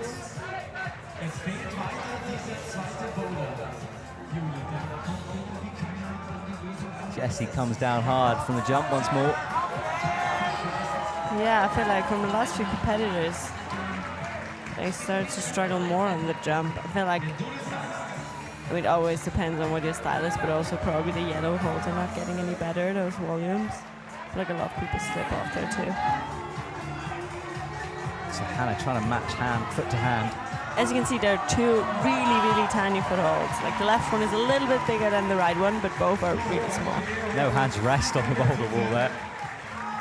Back in the day when we had the old rules, athletes could stay on the wall if the clock ran down, and we saw a few examples of that, athletes just hanging on. Yeah, I think actually, I understand that they got rid of that rule because it just means a round can be so much longer than expected. But it was pretty cool because seeing that top sometimes where you knew it was the last attempt, but they had to do it that way, that was pretty cool. Yeah. Pretty exciting sometimes. Exactly. Oh, Jessie did the jump on boulder number 2. Let's look at the hands here in the middle. Look at this. So back, forth, and then snatching through. And Jessie drops it and holds it. We've seen Francie being that far, but then this move up there, it looks almost impossible. The thing is, it sucks your power because bicep-wise, you've got to drop into that undercling, and then you've got to power out of it. But look at that, like the move to the undercling, putting the foot on the left, and matching in is already so hard. So then it's so, and it must be so frustrating when you did all that hard moves, and then you're like there, and you're like, hey, that's kind of impossible. It's so far away. It's so powerful. Yeah, what now? Yeah. So Fanny Gilbert loses the left foot, almost held it, but couldn't quite. Looked like she wanted to drop a knee down. Anything to keep on the wall. Katia as well comes through that old school into the zone. She's also putting here like Hannah did. Getting the zone. Hannah Moyle as well is one move away. Remember, she was slapping around for that final hold just now, came close. Yeah, I'm pretty sure Hannah can get that one done. Got time for a couple of attempts as well. Using the corner of the wall. I said much better, but just that last move, I think she started to overbalance and had to go. And her left foot came out, and then she lost balance. She wanted to go kind of like directly to the hole, which is so hard. You can see it's so hard to get because it's blocked too. If she had got it, I know she would have locked it off and just crimped her way through it. But couldn't get the fingers engaged. Animal, once again, she's quickly back on. She knows with a bit of time. Jessie gets the jump. Yeah, got that dynamic move in really well now. Fanijiba's going to have to hurry as well. So last couple of seconds. Again, Hannah chalks up. That move that Jessie's on, it just looks so far. Okay, oh my god. Okay, I'm curious to see who's going to do this one because it looks so hard. Yeah, no one's done it. Yeah, no one's done it. Oh, Hannah with 9 seconds needs to match. Second top for Hannah Moyle. She even made sure she matched the hold, not a hand, to make sure. There was like 7 seconds left when she was on the top. Oh, wow.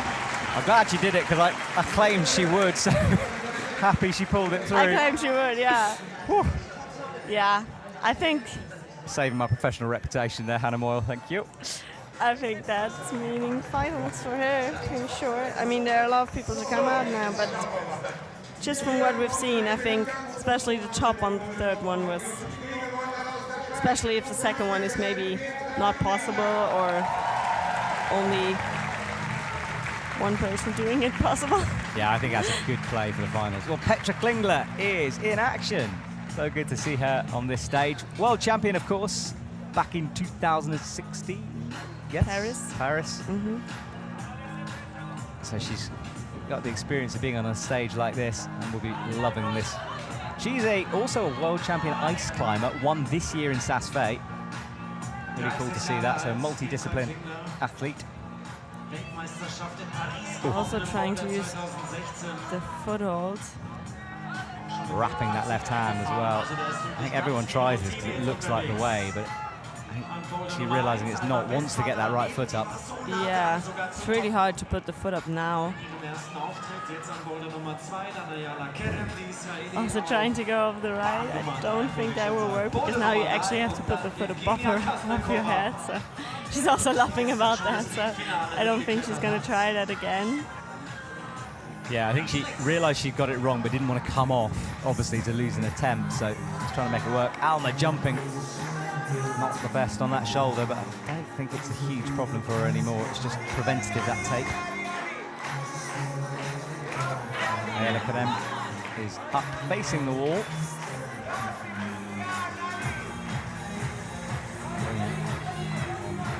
On the last climb on the slab, struggling to get established.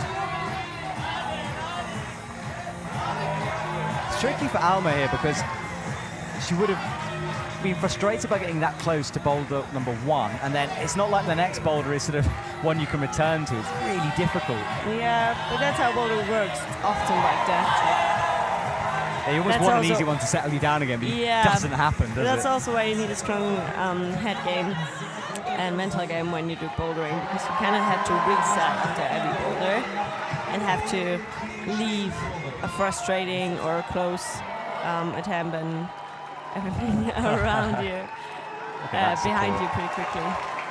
Nice support sign for Alma there. Yeah. Oh, Ayala really close on boulder number 3. Gets the slot. Done. Good job. Yeah, and that will help her finals push. For sure, yeah. She didn't get a sold in the second one. She didn't get the jump done, but she has 2 boulders now. She's 2 tops. And she still has the chance for third top. Oh, sinking back down, like reversing that move.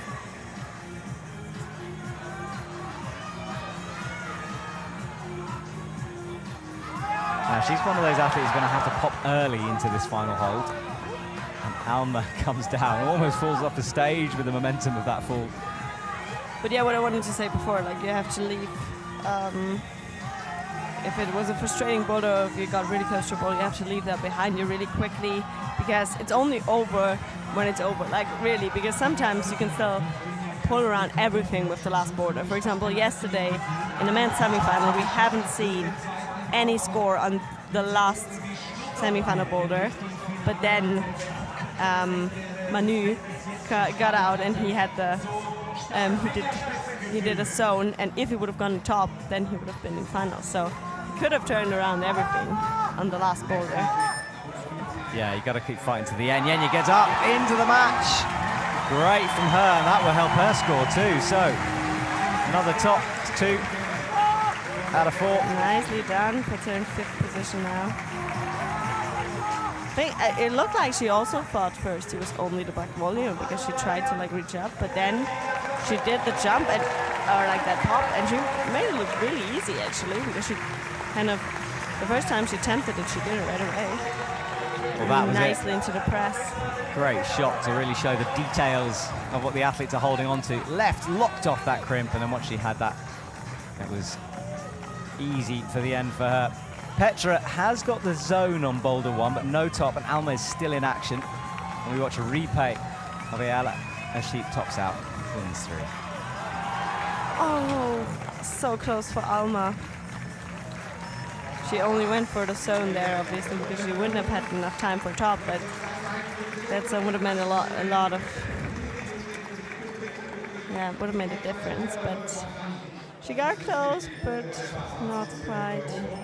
No, not quite. Well, we have our rotation. The buzzer beeps down. Stashigeo is on for the first time. We see her running from left to right. Yeah, only 5 more people to go on boulder number 1. Then we leave the first boulder behind us. What a lovely morning of chatting about climbing, eh, Hannah? Thank you for doing this. I like a semi-final boulder. It's just sort of, I always see it was almost climbing radio. You're just talking about what's going on, and it's a lovely start. There's always so much going on. That's the thing. Like, it's never, almost never around where everyone is just standing on the mats. Like there's always some action to watch. Stasha does love a slab. Tends to work it out. But will she fall into this trap of using that foothold as a handhold? And I think she will also love to compete in Munich. Here. Her adopted sort of city. And yeah, she won European Championships before here in Munich a few years ago when it was combined with a World Cup. So she is using this lower method, looks up, and you can almost see her go, oh. Yeah, but drops back, so saves the flash attempt. Just wanted to say, down. Going back I think is so hard then, because then your center of gravity is somewhere completely else already. Jessie underneath, she spins, gets the knee, I don't know. Drops it. And she has to put it. Such a lead climbing mentality, that, isn't it? To sort of see that knee bar, use it, and really working well. She doesn't really have it in yet. Yeah, it didn't look like it was sticking so well. That's the thing, isn't it? It's so sort of dependent on your body shape if a knee bar works well or if it's just there, if it's marginal. Yeah, but I also feel like some people are just good at doing it. Yeah. I feel like also people who climb outside and on rocks a lot are just more used to knee bars. I mean, there are more and more in comps too now, but still, when you're coming from, if you have a lot of rock climbing experience, you probably really took some time to learn the knee bar technique, like kind of to really figure out how to put your foot exactly, how it works best, just to spend more time kind of learning it, as if you only climb comps, you're just like kind of doing it when it's in a route or if it's in a comp, but maybe you just don't spend that much time to kind of properly learn the technique. Yeah, exactly. And it's, I'm thinking Adam Ondra here because he's someone who uses them as much as possible and has that outdoor experience. For sure. Jessie Pilz has got through the knee bar sequence though, and she's going towards the zone, which she has already got. No, she hasn't got it yet, so this will be the first time. But she's on the good way of doing it now. That is the zone for her. Has to get the lead. No, it's the next hold.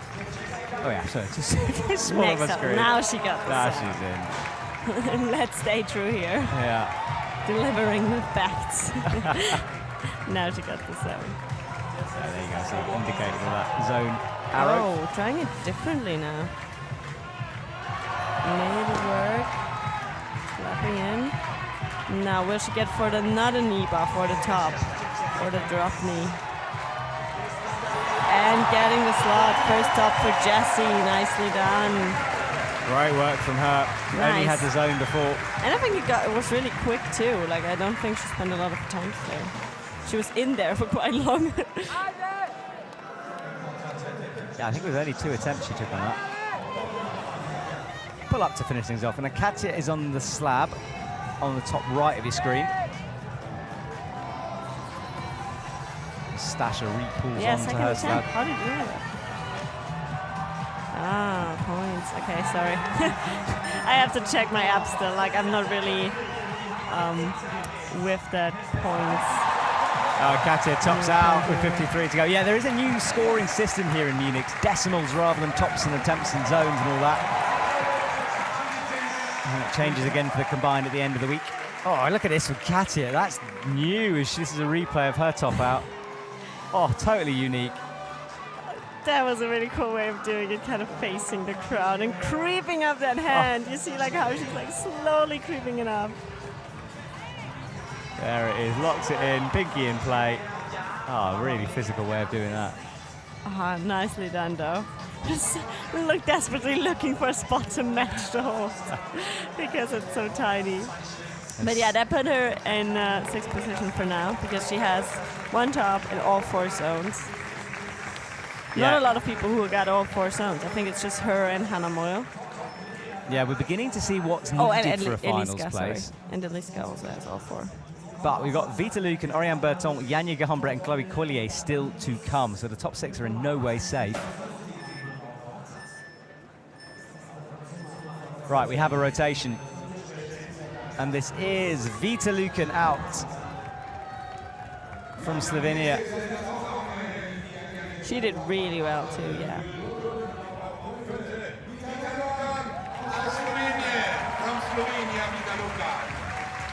Out she comes. One of the stars of that Slovenian team. Ja, das würde ich auch behaupten. Auch im Lied sehr, sehr erfolgreich unterwegs gewesen. So we're coming up to about 10:30 here in Munich. The audience has been filling in all day. The same lovely atmosphere we were experiencing all week here. And Vita Luken is underway. Will she fall into that trap? Vita also got really close to making lead finals. Like, she would have needed another plus in semis, where like was that spot where 24 plus, where a lot of people fell, and like not everyone, but a lot of people with 24 plus who were good in qualification, qualified high to semifinals, were advancing to finals, and she got that 24 score. So kind of a heartbreaker for her. I'm sure she's in really good lead shape. I'm sure she would have loved to climb the lead finals, but now she's going for boulder finals instead. Oh, and a bobble from Vita Luken. Frustration from her and Alma. Looks again. It's boulder number 3. Trying to work it out. She's down the order at the moment. And Petra Klingler, she's back in action on boulder 2. Again, only a zone on that first climb. Top 5, as you can see, have all got sends on the first one. And this is Vita's try-hard face as she looks to get the heel and then bobbles off. Ayala Karem on the last move here on slab 4. Looking good as the 3-minute mark ticks by. Comes into that corner, just the thumbs in play on the edge. The tiny crimp created there. Pops up, but it's the left hand that once again is the offending thing. Really difficult to get pressure on the palm like she was trying to do. We'll see a replay of it. Right's good, there's a screw on, it's the left that's the problem.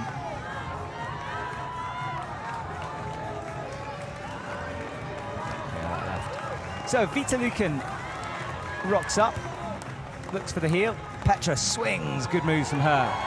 Just through the first crux, but it's the second move really, which is the difficult one, or the third move. However many moves, and Alma is on the blues, heading towards the zone. Hasn't got it yet.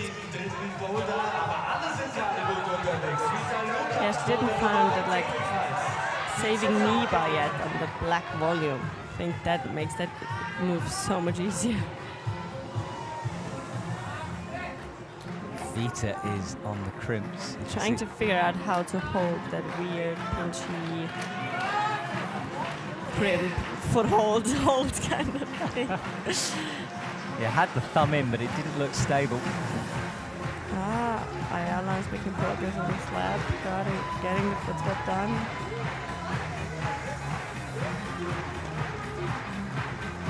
She really wants that top that will put her in such a good position for finals. Yeah, she's in third at the moment, but looking at the list, it's not guaranteed.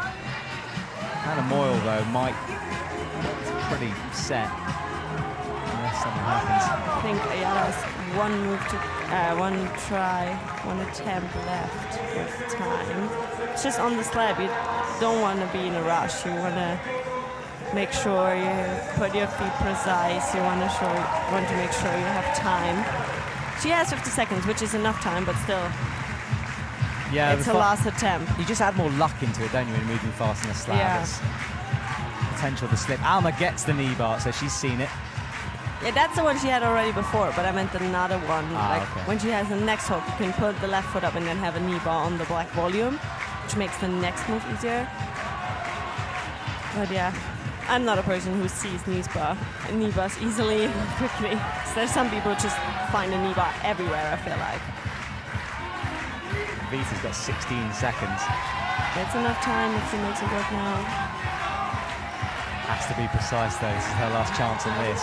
Right foot, 8 seconds, 5, counting down. One hand needs to match quickly, does! Oh, nice. That was really a last second top. Oh, wow. Yeah, because you don't timed it perfectly. Exactly, you don't want to be matching a second to go. It's hard to show control with 1 second on the clock, so awesome from her. That was an awesome performance. Unfortunately, Ayala got really close on the last move on the slab, but couldn't make it work.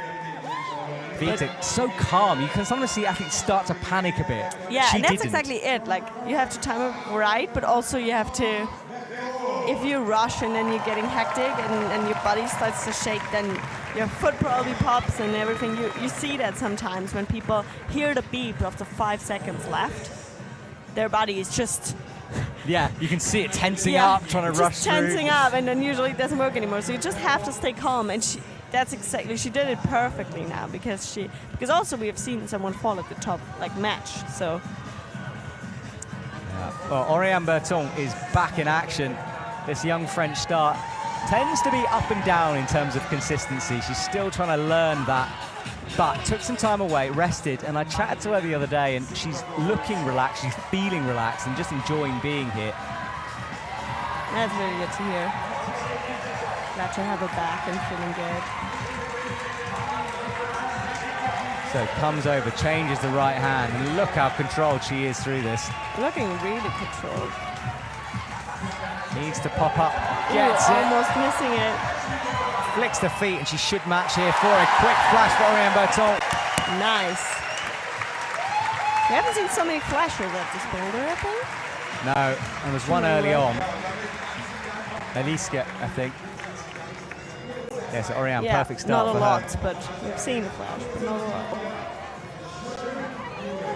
Great work from Oriane. So she's done almost immediately, and Stashigeo is on the left. Jessie Piltz is stretching. Has to stand up into that position. That's that awkward move. That left foot is so stretched out, it's hard to drive off it. I think it's really hard to go directly to the yellow one because it's so hard to get right. I think it's a lot better to stand up into the press first and then using the thing. Stasha slaps the mat in frustration. Fanny Gilbert on boulder number 3. Oh, it's a top for her. Nice. Good job for her. That moves her within striking distance of the top 6.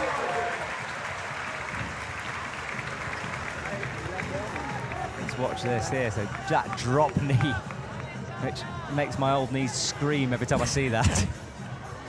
Yeah.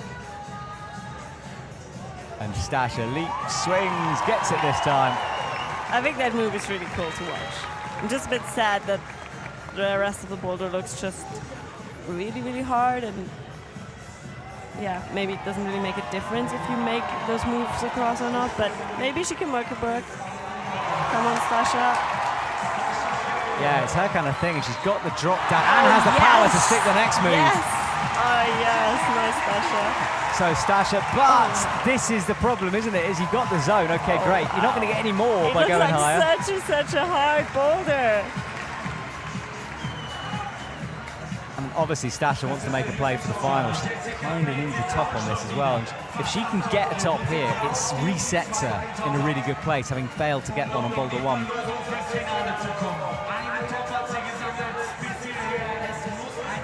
So we're watching Jessie. She's got the screw on with the right hand. Stand up into the press.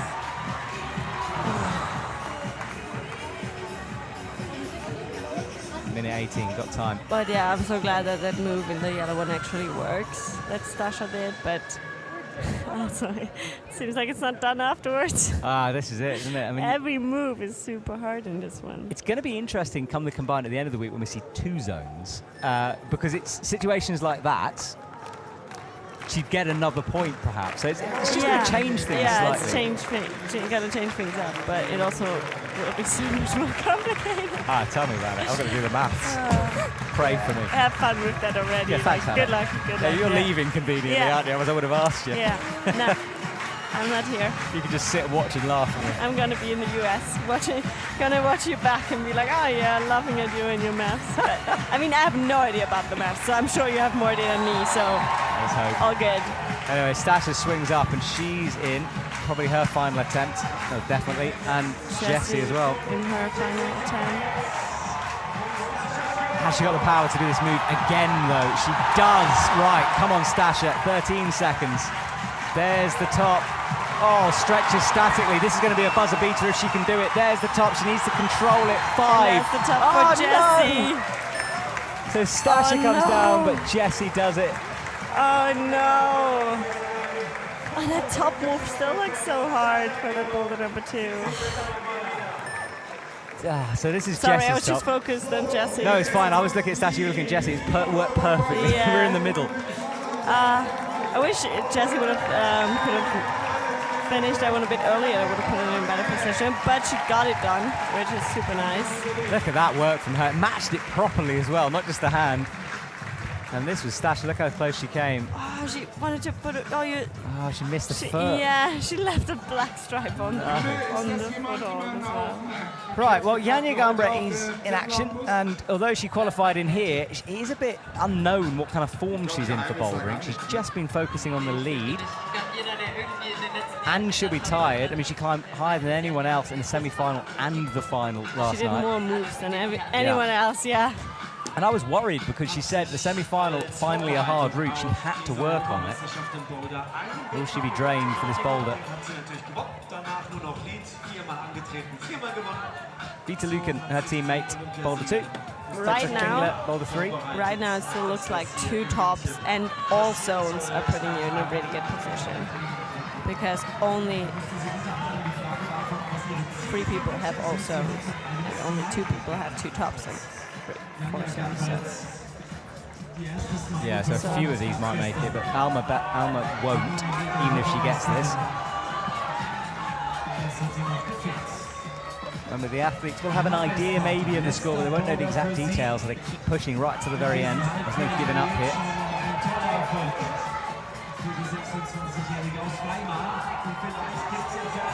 Alma trying to find the foot swap in the centre of your screen. Meanwhile, Yanya, after a couple of missteps on the first one, is almost into the zone. She's still a way off it with that heel. Now she touches it. She'll get the point for that. Alma comes down. 3 minutes to go, though. Oh. Slip from Vita. Yanya on his own. Wanting to go for top. Taped up her leg. We've seen that in the lead already. Yeah, she was limping a bit yesterday when she came down.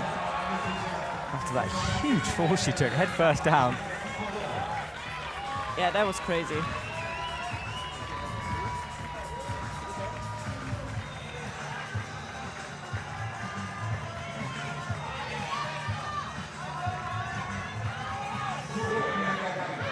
Doesn't really like the hole she's coming into. wonder if her skin is like a problem here. Yeah, could be. She's certainly not looking as flowy, but she might finish this off anyway. Needs to bring the right in. Does! Nicely done. Yeah, it looked like she had to work for that. Yeah, she did. She's looking tired and shaking that right hand. So Petra faces out, presses upwards, and then rotates around.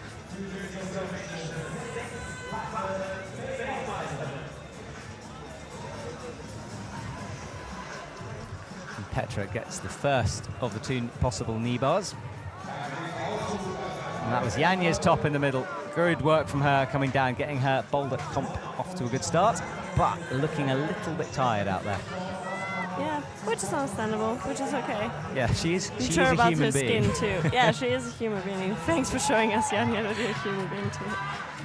Always a nice reminder. Yeah. So Petra's been on this move for a while. As the clock ticks down, 1 minute 15.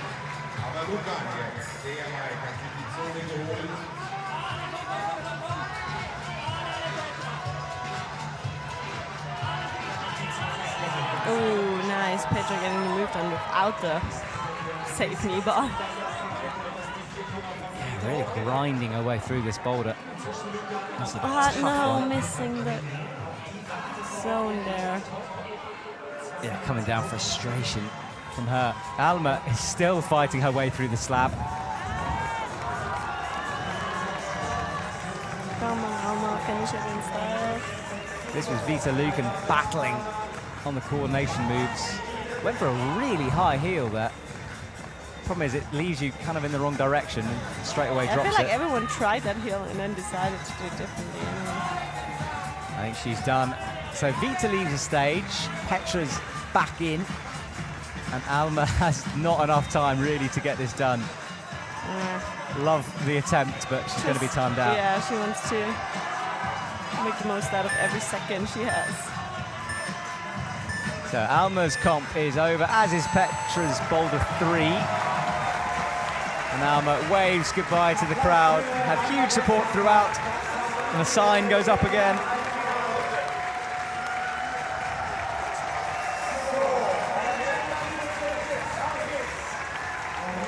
Alf gates Alma. And we have the last competitor out on boulder number 1. Yeah, winning her Collier. winning her qualification group 2 days ago, Chloe Collier.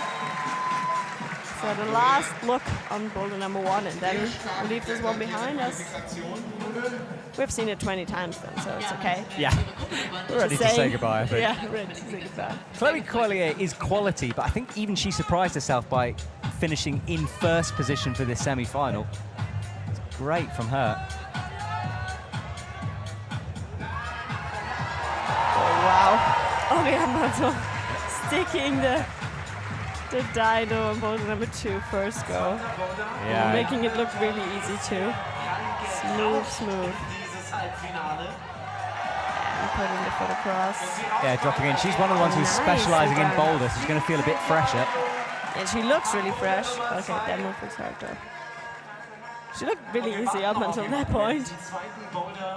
Yeah, in terms of power, I'd always put Stasher up there, and the fact she did that move twice just shows how much you need on that boulder. Yeah, for sure. Fanny Gibert is in her element on the slab. 31 at the moment, her score, just outside of the top 6, but if she could get this, it would help.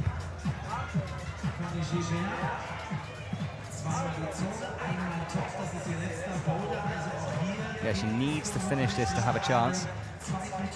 So pressure for Fanny Gibert now. Oh, nice controlled foot swap there. Oh, she does hold it. So she should finish. Oh, no! I was saying she should finish it. What happened? She's got her head in her hands. No. That's why, as I mentioned, she was jumping down. And what happened here? So she was stable, she was good, and then just didn't have the body position, I think. It's too far to the right, maybe? No, she jumped down because she thought it was she a had top. Yeah, she thought it was a top. That's With why she you. had the, she had the head in her hands. She was thinking it was a top, Yeah. not turning around to look at the judge, but just jumping down because it was like, it was controlled, but didn't think about that the hold is actually the top. That's There a we mistake go. you only make once, and then you learn from it for sure. Yeah. But yeah, that's the thing. Like the others who could reach it already, they already realized in the boulder that it's not a top Because because the they judge were isn't holding up a label at you. exactly Yeah. because they were in a position where they could look at the judge because they were more to the left still because they could do it dynamically. But she executed that move perfectly, and it would have been no problem for Yeah. her to reach up to Well, that crimp and match looking it. at her feet, being like, what happened there? No, it would have been no problem. She just jumped down because she thought it was a top. Oh, unfortunate for Fanny. So, Yeah, we were talking about that before, but it had to happen to one person. yeah, someone was right? going to do it I when mean, they had 20. some of the others, I think, who reached out, like, didn't realize before too. But Well, is that enough? She was up there for a Yeah. long time, and yes. that's the top. And I tell you what, that takes some mental strength to come off, make a mistake like that, because it was something you would curse yourself for. Yeah, and it put her in second position though, because first of all she did it really quickly, and she has 4 zones. And Chloe Collier did the first one too. Good job. So Chloe is underway as well, heavily strapped up on those biceps, you can see. A lot of preventative taping going on throughout this competition. And Oriane makes the move but can't hold it.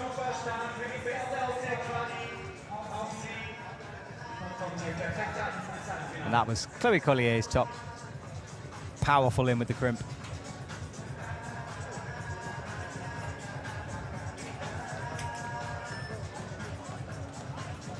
And Chloe Collier, yes, that's the emotion we like to see.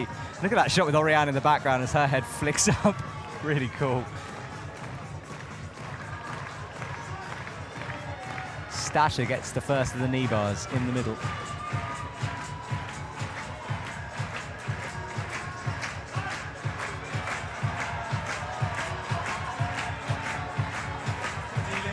Up she goes towards the zone hold. Heel in. Oh, misses it. The heel was not in a really good position there. Oriane, Oh. I think she hasn't got the power for this. No, she hasn't with 14 seconds to go, so she's done. But still in contention. Yeah, and it puts her in a good position because she flashed the first one, flashed the zone on the second one, and she has 2 boulders to go. So Yeah, top finish, finish top. I love those graphics that come up just to remind us what happened. Well, one of the advantages of the boulder going first is that lead wall's dropping into shade as well, and that will be in action next 10 to 12 for the men. so soon. So actually, soon, in yeah. An hour. And Oriane just Oh man, I love the slow-mo, but it's so unfair though. Just imagine like everything you're doing would be in slow-mo and be shown on screen. sounds like my dream, what you're talking about. Wonderful. Oh yeah, okay. Next time film that, I'm a please. show off, remember. Next time film him all the time. Yeah, I can imagine the horrendous faces I would pull. Yeah, Awful. yeah.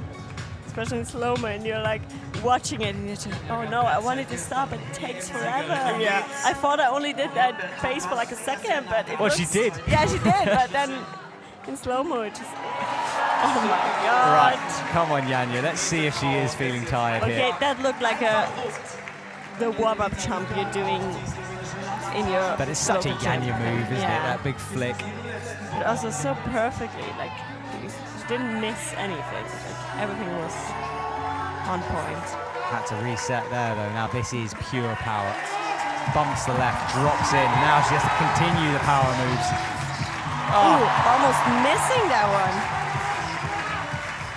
Finding it tricky with the feet. She wants to bring the right foot up. I guess the heel in underneath. That's really hard. Surely not, but she makes it work. Oh my god, that's such a weird position to be in. The thing is, it's locked in now. She can't really adjust on it, but I don't think she can make this move like this. Oh, she can. You Right, don't think, but right it's out. Yanya, you know? I'm going to stop talking with Yanya Gambret. What a performance from her.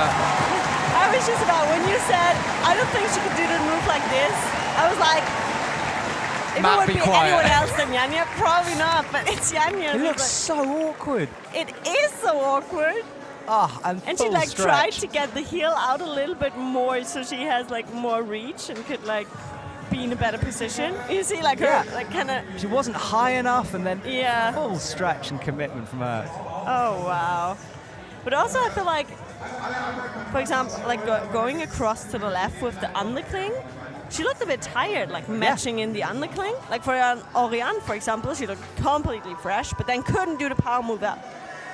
I'm also surprised, like, I'm also curious, like, if Yanya wouldn't have done it disco, would she have enough energy to do it multiple times? Because Stasha, for example, she did the move twice, but sometimes you only have energy for doing it once. Yeah, and you could see it was right at the limit of her stretch, of her power. Yeah. I'm curious if it will make a difference then later in finals. Like, kind of, maybe if Oriane makes finals, if it will make a difference that she didn't do lead, or that some others didn't advance to all the rounds in lead and have more power left. So, yeah, it would be interesting to know. Also, Funny, she didn't do lead, I think, did she? I can't remember. There's been so many, so much. I'll check it out. But yeah, Petra is she's still in, and Vita Lucan is still in as well. I don't think Fanny did do lead, no. So she's more fresh, and certainly Oriane is. And Fanny's pretty sure in finals.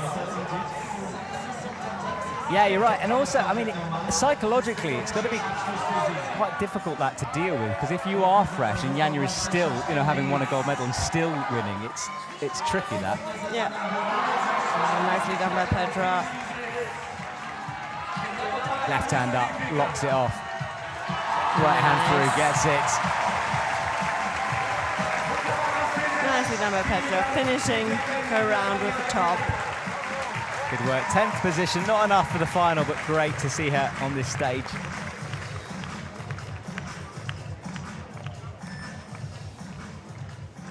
Vita Lucan stands looking at the boulder. Final competitor out by herself now. Yeah, it can happen quickly that you're alone out there at the end when there are more tops coming up and it's only 3 people on the mats anymore. Yeah, look at that crimp really biting in. Comes down. Petra with a shake of her head. So Vita Lucan faces out. 27 seconds. Going to have to power through here. Comes down. No, she's done. So no zone, no top for Vita.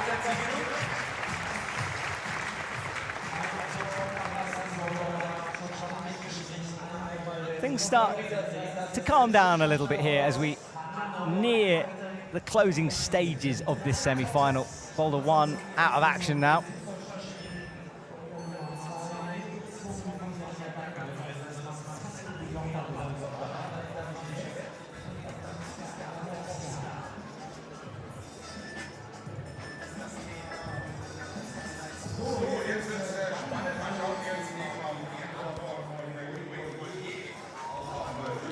So Chloe Collier on women's number 2. Has she got the power for it? Yeah. We have seen one top now. We have seen all boulders being top now, but... Yes, true. Yeah. They've all gone, haven't they? But the second one only has one top, so Chloe is the only one who still has a chance to show us a second top. Yeah. Maybe with a different beat up there, not with that weird heel hook, but it looks still really hard up there, like that last move. I still can't believe I claimed Yanya couldn't do a move. I'm going to regret that, I think, on social media for a while, but it looks so underneath her, so awkward, so improbable. It's always risky to say someone cannot do a move, but if it's Yanya, it's even more risky, you know?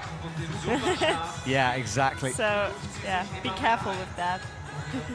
Yeah, I will. Also, just giving you the tip later for lead, you know? Cheers, Anna. For Adam, for Jakob, or whoever it is, Alex.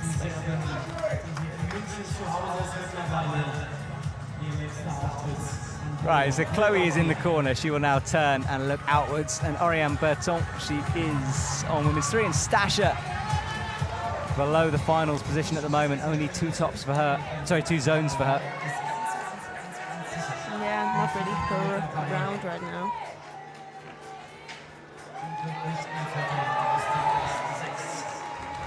So Oriane really needs to get this. Sitting in 12th, 1 top, 1 zone. She's trying to release that knee bar.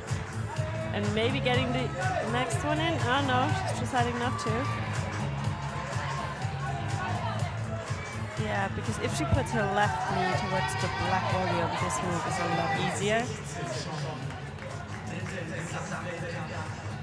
Because you can put weight off her hands with knee bar. Yeah, you talked about outdoor climbing, so spotting those knee bars, and she is one of those outdoor athletes as much as she is on plastic. Yeah, but I mean, she already did like 2 or 3 knee bars in the boulder, so maybe she was like, oh yeah, I'm done with the knee bars now. That must be it. And she wouldn't think they're like not a 2, because actually you could do another one at the top too. So they're like, yeah. Hannah Moyle was just doing knee bar after knee bar at this boulder. Yeah, no one's got near her score yet. 77.5. It's Hannah Moyle up in the top spot.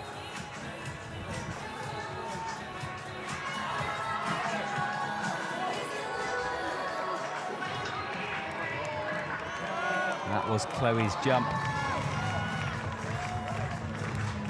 Just going past that point, legs up above her head, nasty fall down.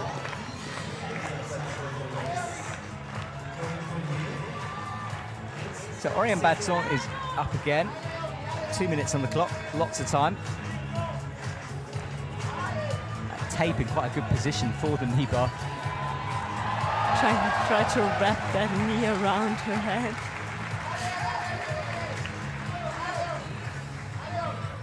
She's seeing it now?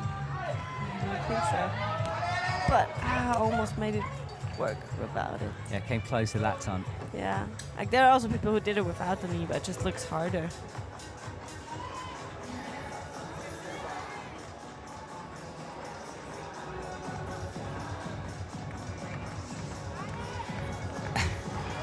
If you speak French, there might have been a word in there for Oriane.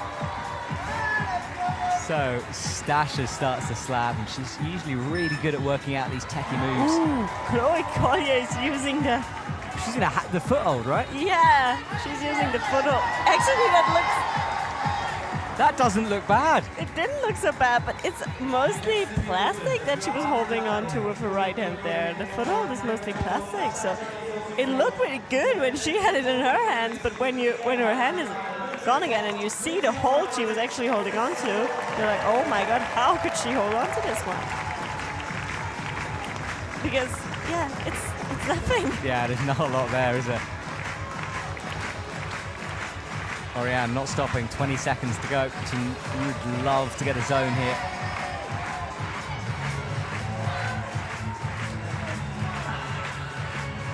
Hips. I think she's going to say no on that. So she leads, saves a bit of energy. Stasha still in action, rocking out. She comes down on the slab, not her comp here today.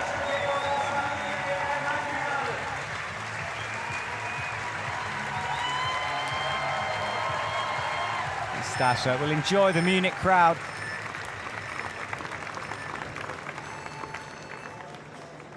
As that buzzer counts down, and we reset. Last few coming on the left. So Yanya Garnbrett has a look. She wonders about facing outwards. And then Vita Lucan brushes the slab.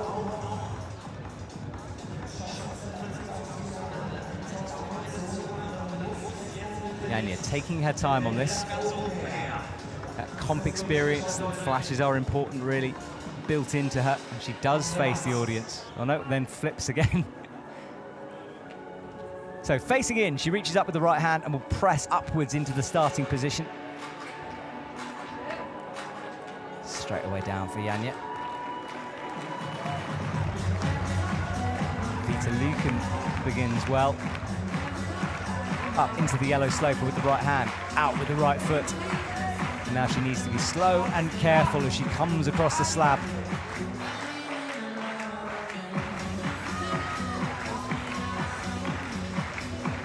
Yanya facing out this time. Will need to turn herself back in, which she does. Vita Lucan gets the right foot up on that double. Crimps for the feet. Yanya looks a bit lost in the third one. Yeah, she seems to spend a lot of time spinning around in circles at the moment.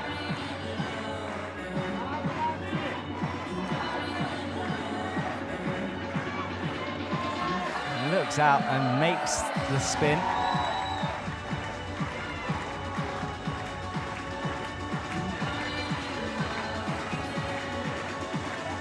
Gets the knee in.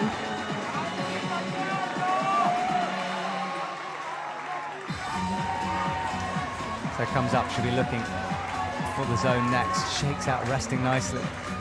Vita pops. Don't make the mistake, Vita. Come on, no, Vita. And she will realise now, yeah, and straight away out of head in her hands. Oh no.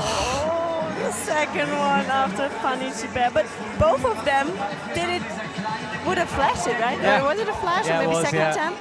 But they both, like, remember doing that and you have like 10 seconds left. Yeah. So it's like your last attempt. Because now I feel like she's a good chance of still doing it, and Funny did it afterwards too. But if it's your last attempt, and it's the first time you're sucking that move, and then you're jumping down, you're like, no. I was watching her eye level to see if she flicked down to the judge, and she didn't. She was just in the audience. Like, she's still on there. Is she checking? Is Yeah, she getting I it? know. And then she jumped down, and I was like, no. And she immediately realized. I was like, oh no. And the problem is the judge can't say no, can they? They've just got to sit They're there. just doing nothing. Yeah. And Yanya gets her third top. 3 out of 3 for Yanya Garnbrett, way up the leaderboard now. That is Vita Lucan's head in hands. Look at that, she knew, and that is a mistake. She will. Oh, I really want her to top this now. Yeah, me too. But it seems like her foot position is not the best right now. No, can she psychologically deal with it? No, she. It's about composing herself now as well, because she has to leave all of the frustration of the like kind of anger about herself behind her now, and still have to do it and repeat it. And that's something that's so hard to do, because obviously it's not an easy boulder, and also, yeah, like concentration-wise, you're such in kind of like have a shock, you have an anger inside of you. You're like, oh my god, why am I so stupid? So you just really, your thoughts are somewhere else, and it's really hard to just focus on that one try and still getting it done. Yeah, so I've seen Vita be very hard on herself as well. yeah, She's one and of those. it was really strong that Funny could do it right away again. But yeah, repeating that so easily right away, it's hard. Well, let's get behind Especially, Vita I feel Lucan. like her foot position now is worse. Like, she has more struggle to switch her feet now, because she doesn't have.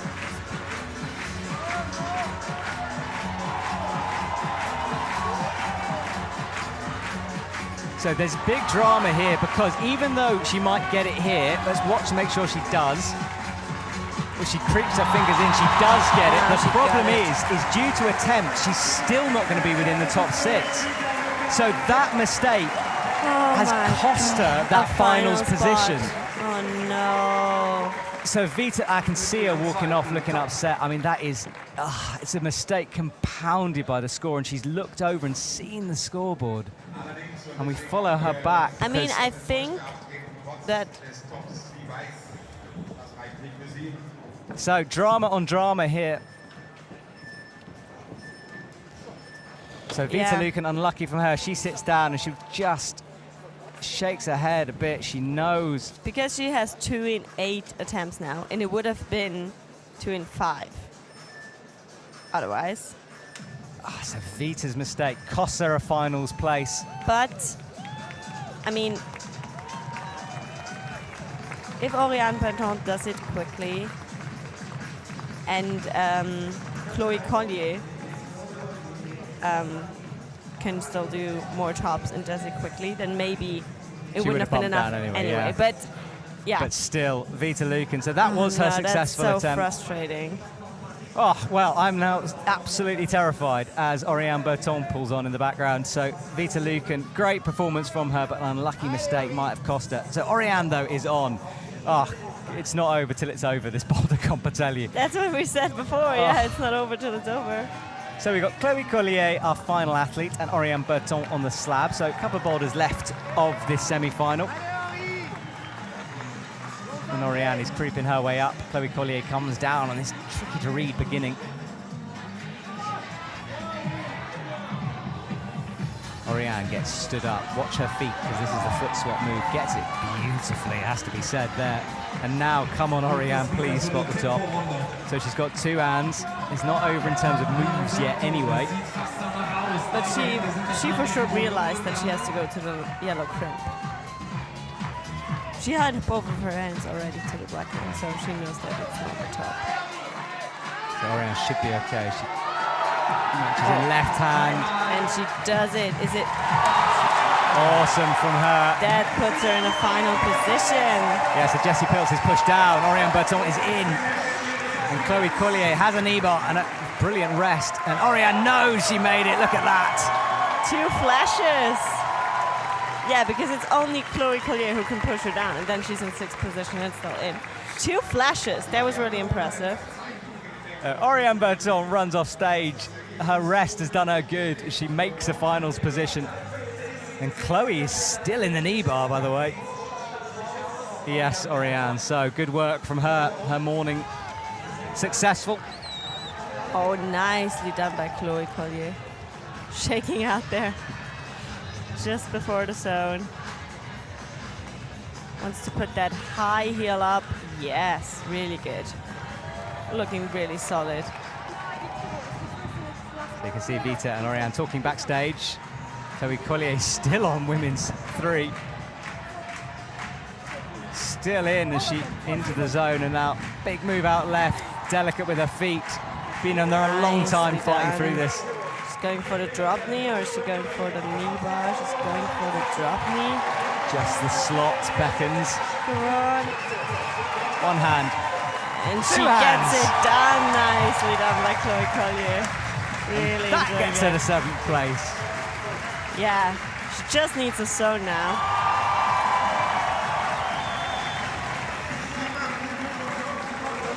There is Chloe, brilliant climbing from her. To have the physical and mental ability to be on a boulder that long and work your way through the moves is very impressive from Chloe. Oh, what a semi-final this has been. Yeah. Exciting. Drama at the end from everyone. So that was the slot. Got to be precise because it's blocked. 1-2 from Chloe, 2 tops. Yeah, Yanya doesn't have to do anything on the slab actually, but she can secure herself the first position in semis. Yeah, I can't imagine Yanya just going, you know what, I'll just get a zone. She's going to be pushing through. And Chloe... Chloe asking for... Can't hear you. Yeah, is asking for some applause. It's really from the good crowd. to see her in this kind of form. Yeah, and enjoying it so much. Yeah, she really deserves it. And this is Oriane's moment. She was on the slab at Fontainebleau, where she lives and trains a lot. That training perhaps paying off on those slabs. Good work from Oriane Berton, and she enjoys her moment. Hands raised in the air, and hopefully we'll see that moment where she realised that she got it. A coach giving her a thumbs up in the audience. I think she probably knew, but wasn't confirmed. And then she realized that she was really happy. So good work from Oriane Berton. Good to see her back in a final. Yeah, and she looks really strong. I think she looks actually recovered, and she looks different than in the past few comps we've seen her. Like just more.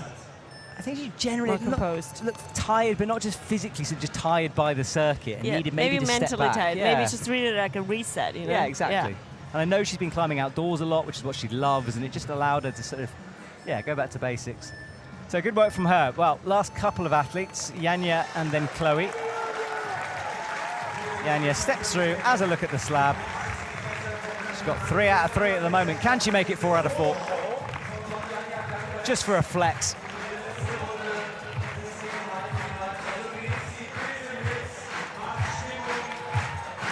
I mean, obviously, as much as she won't want to give up, she'll also be aware that she's probably through at this point, and skin will start to be in her head, especially after last night.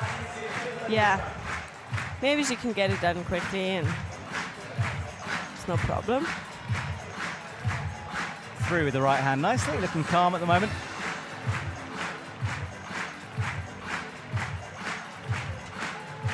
Drills the toes down on that foothold.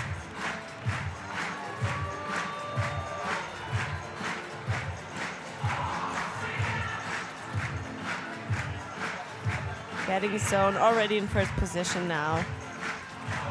Yeah, look at that score. 77.7, beating Hannah Moyle's 77.5.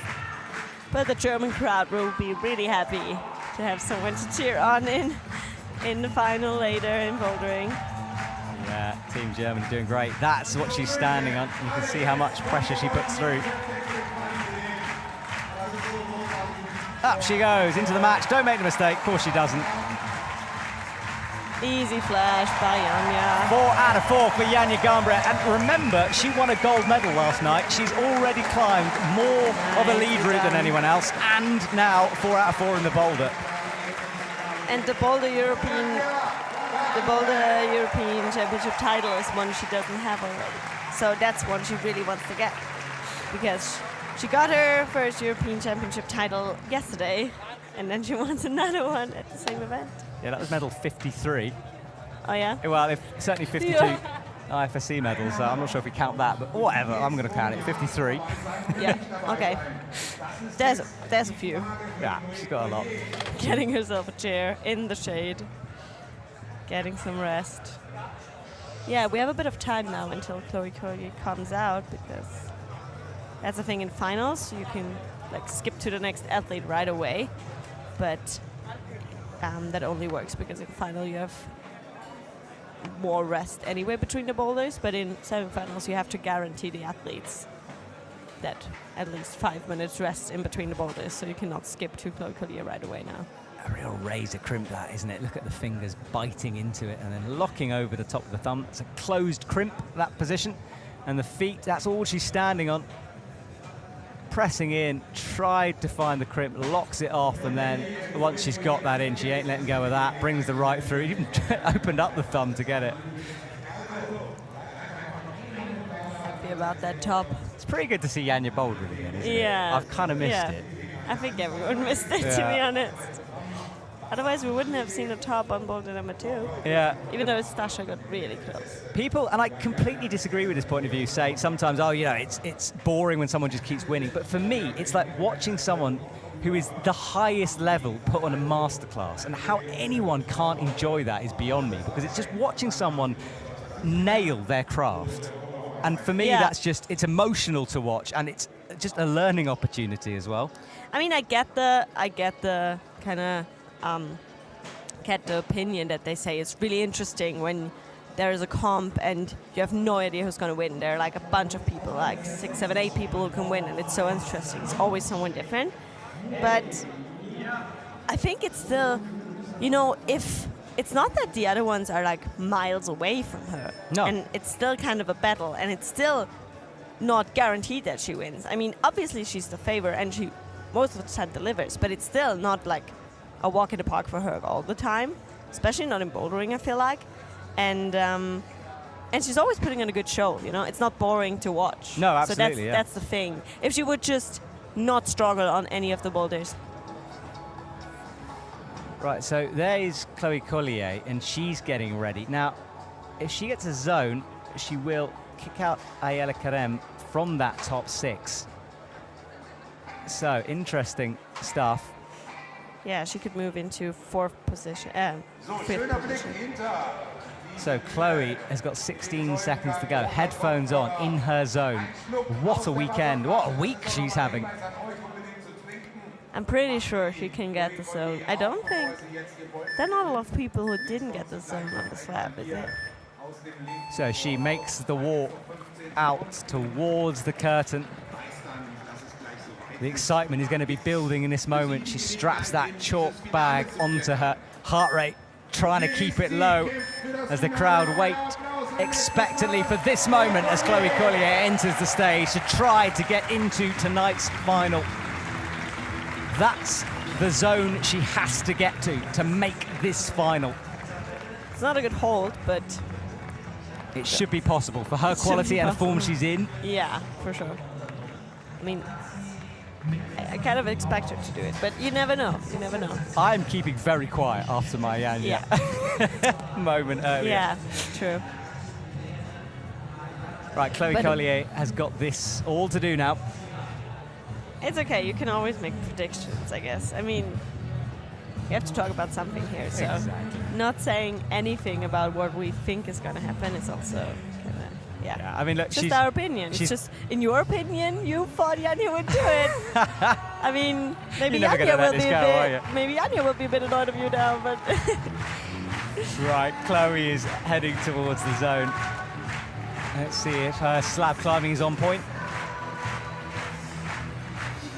Pops up into that big yellow sloper, which isn't as good as it looks. the Belgium team will watch and will be watching her moving up to the zone, and when she got the zone, they will know that it's enough, and they will cheer even louder, I think. Toe They'll be underneath, very there happy. it is. It's so close, isn't it? Putting the foot up will be crucial now. Or is she moving to the zone like this? Very close, she's just getting herself in the position, but isn't stable at the moment. There's the zone, but she needs to be given it. We'll wait. Waiting for the judges to allow it. She's got to use it. Oh, and doesn't, and hasn't been awarded it yet, so let's wait.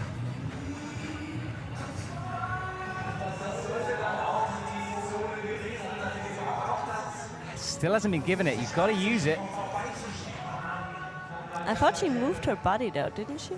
Yeah, I mean, that's It was. We had a Look, had a pretty close camera angle, so it was hard to see. But that is a.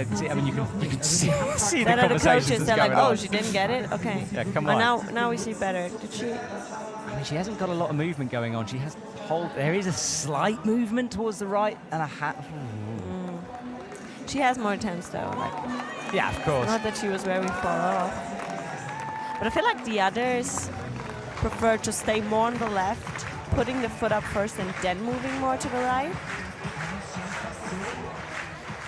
Interesting how a whole comp, 20 athletes, 4 boulders, basically comes down to fingertips on a zone here for a I finals feel like place. a lot of people now put already their foot up. Yeah, exactly like this. Yeah, that looks good now because Looks now better, she's doesn't in a lot better position. Okay, now she chalks up, looking way more comfortable. There it is again, and some movement now, so this is Now likely she to be given. has to have it. There it is, and There into the it 5th is. position. Now she's into finals. Good job, girl. So Chloe needs to swap those feet. She is in the final. She doesn't know that. Her coaches will, but she doesn't. When she will come down, she will know. Oh, yeah. Come on, Chloe, get that top. Oh, No, it was always falling down, and she looked straight out to the clock immediately, didn't she? Yeah. But we have our finalists. We do. The top 6 is guaranteed, and we'll go through it in a sec after this finishes. Chloe is on a victory lap here on the slab. Scared us for a sec by not getting the zone, and let's see Yeah. the coach's reaction. Yeah, they know. The smile. Yes, now you're in. But get that top still. Yes. Please do it. This is a replay. So she just fell into it a bit low, didn't quite have the height on it.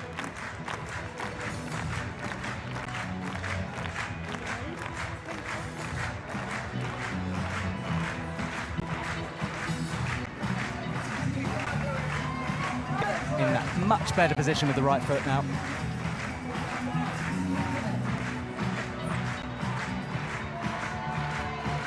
Stands up into the corner and look for the foot swap. Remember when we were saying how hard that was? Athletes making it look easier now. So impressive, that foot swap. Was that asking the crowd to clap there? Was that No, I think it was more getting her hands. match it, trapped in. Chloe? Oh, right hand match. Interesting.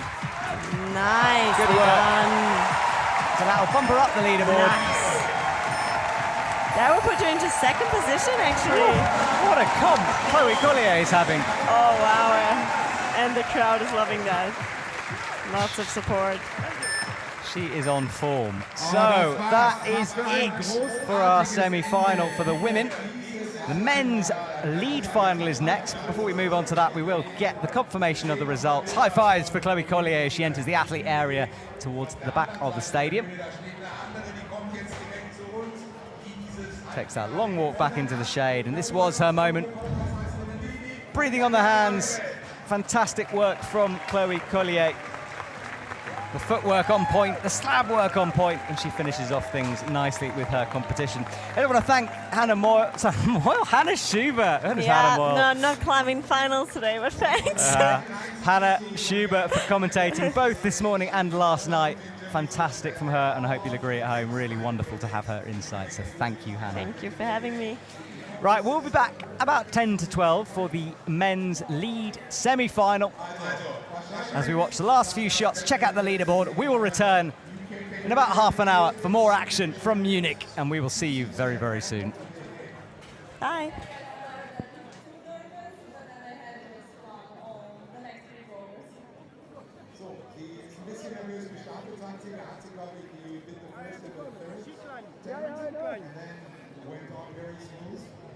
Last night after you win a European Championship, so tell us, no one will hear, no one will listen. How do you celebrate something like that? Wie hast du das gestern Abend gefeiert? Sag uns ja keiner zu. I went to bed.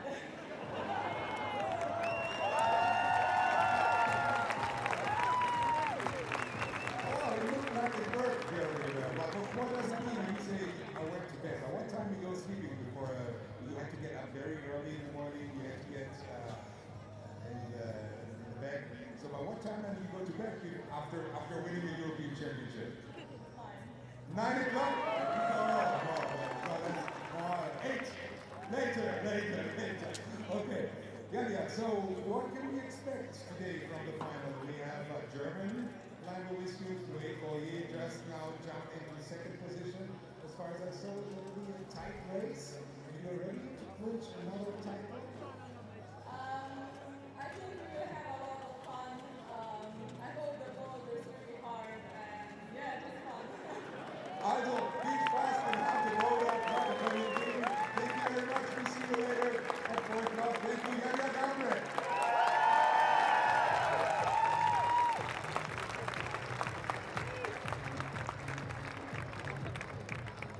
Sie ist einfach ein Sonnenschein hier. Es macht so viel Spaß, von ihr zu sehen. So professionell. Eben mal schnell umgezogen, auch auf die Bühne. Keine Diskussionen, will ich ein Interview geben oder nicht. Wir schauen auf die Ergebnisse. Wenn wir dann hier gleich die letzte Slow gesehen haben, dann sehen wir, welche 6 sich dann wirklich qualifiziert haben, müssen jetzt gleich kommen. Wir warten drauf. Da sind sie, Yanya Gamre, Collier, Anna Moyle ist dabei. Die drittbeste, Fanny Gilbert, Adamowska ist dabei und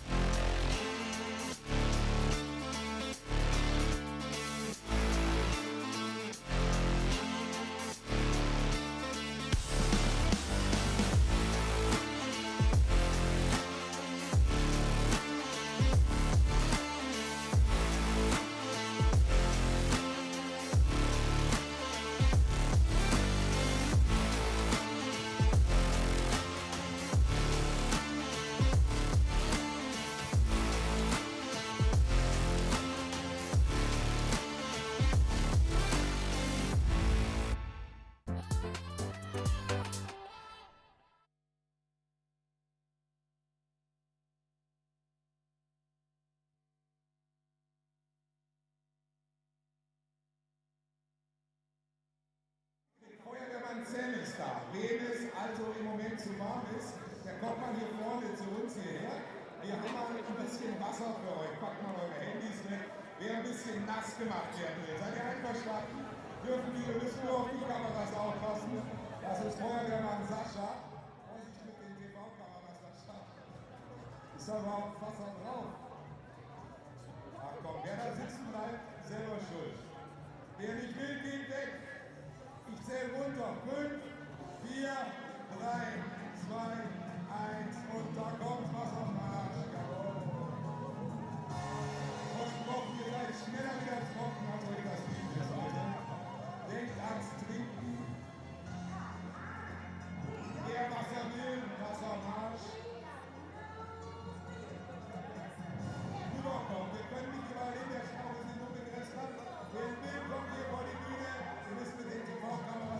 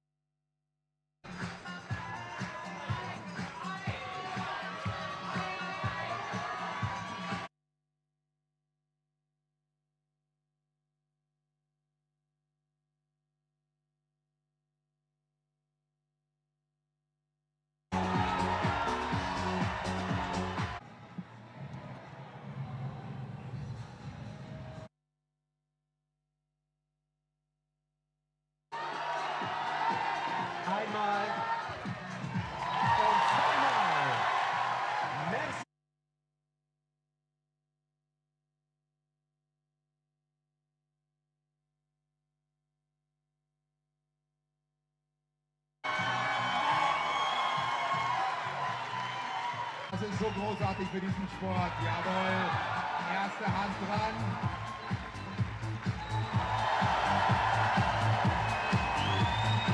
Womit das dann auch geklärt wäre, wer hier als Erster aus der Qualifikation heute als Letzte.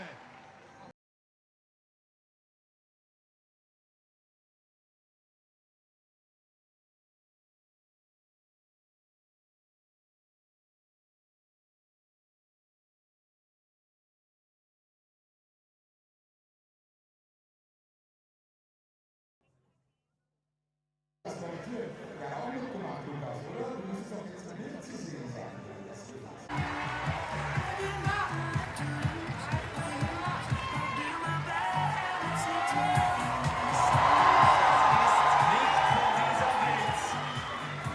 Yanya ihr erster Versuch an diesem so fiesen zweiten Boulder. Eine Hand ist schon fast ganz oben.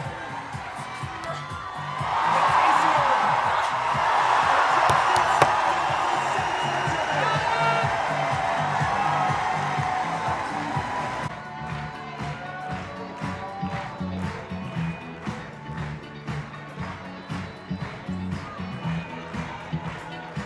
Die letzten 20 Sekunden für Chloe in ihrem Halbfinale. Vielleicht nochmal mit einem allerletzten richtig starken Move. Yo!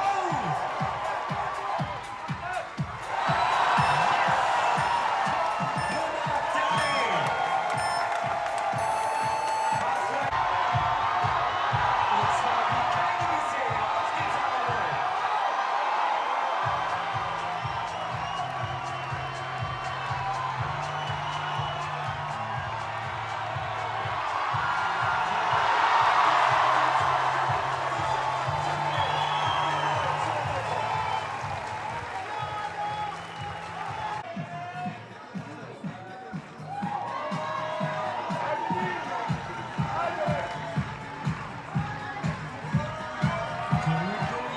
Die Belgierin steht jetzt auch sehr gut in der Wand. Sehr, sehr gut. Die erste Hand könnte gleich eine Top-Top.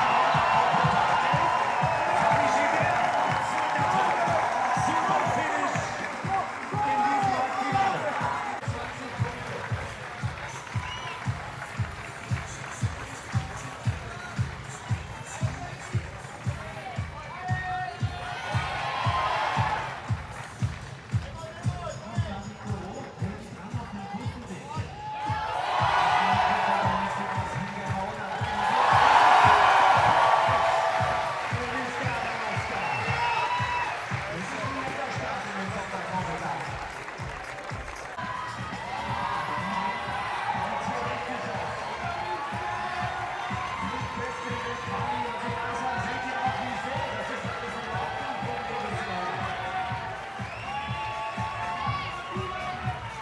20 Punkte.